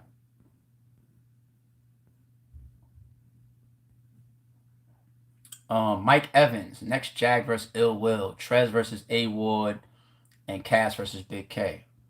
I like all of those matchups. Thank you for the support, Mike Evans. I like all of those matchups. Mei Ling, Pretty Flowers, 2618. Thank you for your hospitality. Great meeting you, and thank you for the amazing event. 100, GOAT, TRBRC, Dragon's Lair Entertainment, GOAT Gang. So we know who you with. Appreciate that. Thank you for being there, love. Thank you for your support. Thank you for being a part of our event and showing love like that. Thank you so much. RBE, RBE, RBE, RBE. Everybody's dropping. Oh, DJ Ferno, I see you, homie. Appreciate that. Thank you for the RBEs. Yeah, it happened in the Ill Will and A-War battle. Always makes my skin crawl when that shit happens. That doesn't mean in a bad way. Like, yo, this is just goosebump shit. Maybe that's a better way to put it. You know what I mean? Like, humble. Amazing to hear what you built from the ground up, along with everybody that put a brick in the mix and helped us along the way and was a part of this movement. To hear our company name screamed out like that from this huge event and huge card during one of the moments that we put together, which was Ill Will versus A-Ward. With Ruin Your Day having the fucking RBE logo and shit fading in and out of fire on this big ass screen behind us. Like it's surreal. It's surreal, man. It really is. Fishy Biz Aquatics. Hey yo, you a real one, ARP. Talk your talk, St. Louis born bred. Sorry I'm biased, but keep rocking. Love the matchups. Peace, 100. Thank you for your support, homie. Thank you for that. I'm seeing the RBEs. Thank you, DJ Ferno. I'm still seeing you out there. Thank you, DJ Ferno. Dropping all them RBEs. Okay, I'm not going to read any more supers. I'm done now. Thank you, y'all. I think that was the last one. Appreciate everybody's support once again. I told y'all this was going to be a long live. I wanted to get on the channel and talk about the event. A lot of people want to hear from me about the event. Hip Hop Is Real caught up with me before I left the hotel, so I got a bunch of stuff that's dropping on Hip Hop Is Real, talking about the event and the battles. I'm going to be on Restore Order tonight with Swave, Ike P, and shout out to Heavy Bags and Uncle Ra. So I will be on Restore Order tonight at 8 p.m. They're probably going to ask me all types of left field questions. It's all good. I'm there. Let's get it. And yeah, expect the blogs on the way. Expect things to be addressed. We may try to get some content out. Don't ask me when the battles are dropping. Don't know yet. I spoke about that earlier in this live. If you wasn't in here yet, double back. You gotta watch this whole live. I think I said a lot of things. Some are important to some people and less important to others, but I said a lot of things in this live. And so double back and catch everything that you need to catch up with in regards to, you know, where I stand on everything, how I feel about the event, all that type of shit. We talked about a lot in here. I was here this whole time rocking with y'all. So, I'm about to get my little gym session in, get me something to eat, probably take a nap. I don't be taking daytime naps, but I'm still not fully caught up on rest. Maybe record a blog. I gotta see how I feel, if I got enough energy for it and time for it. And then I'll be on Restore Order tonight, and I'll be on social media. I'm going to get my ass back on social media today, start answering tweets, start answering or looking at posts, gram, and all that type of shit. So get at me, y'all. It's your boy. I'm around. Appreciate y'all staying tuned in. This was a long-ass live, but thank you. Max out shit. Do you believe shit? RBE shit. Thank you to everybody, man. The movement continues. It shall forever be brick by brick. Salute.